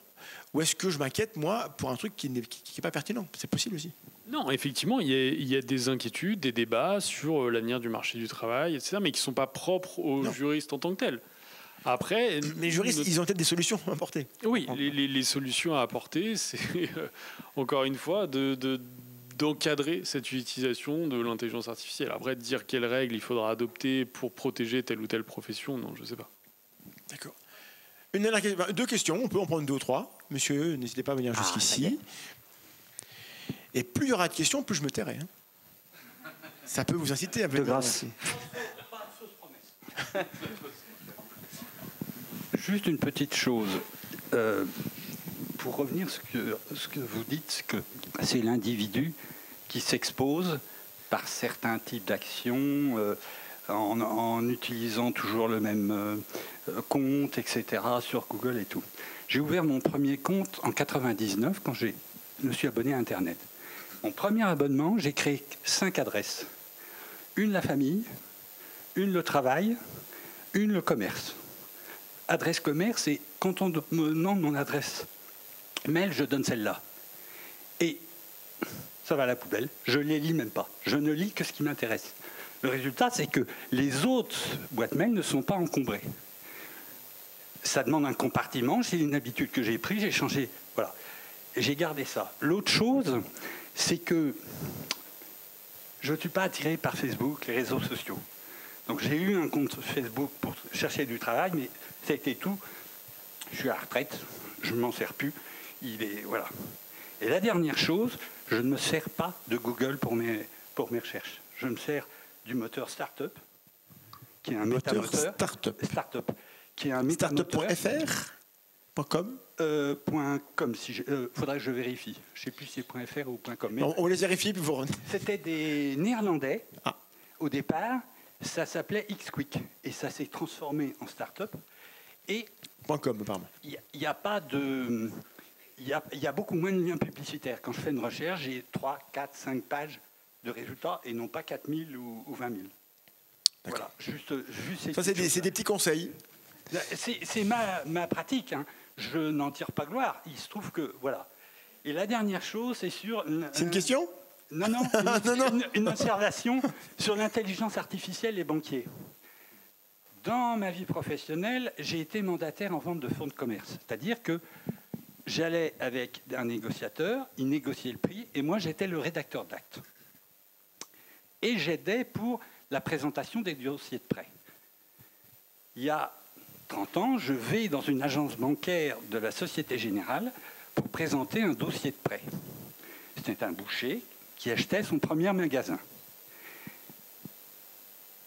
J'explique, on présente un bilan raisonnable, et puis, à ce moment-là, je vois le banquier qui nous regarde, qui avait 25, 28 ans, qui tout frais émoulu d'une école de commerce, et qui me dit, mais vous n'avez pas prévu de fonds de roulement? Et là, je me dis, non, c'est pas vrai, il ne va pas le faire. Et il l'a fait. Il a dit, alors j'ai relancé, c'est-à-dire, ils font un fonds de roulement, la gestion des stocks sur 6 ou 9 mois.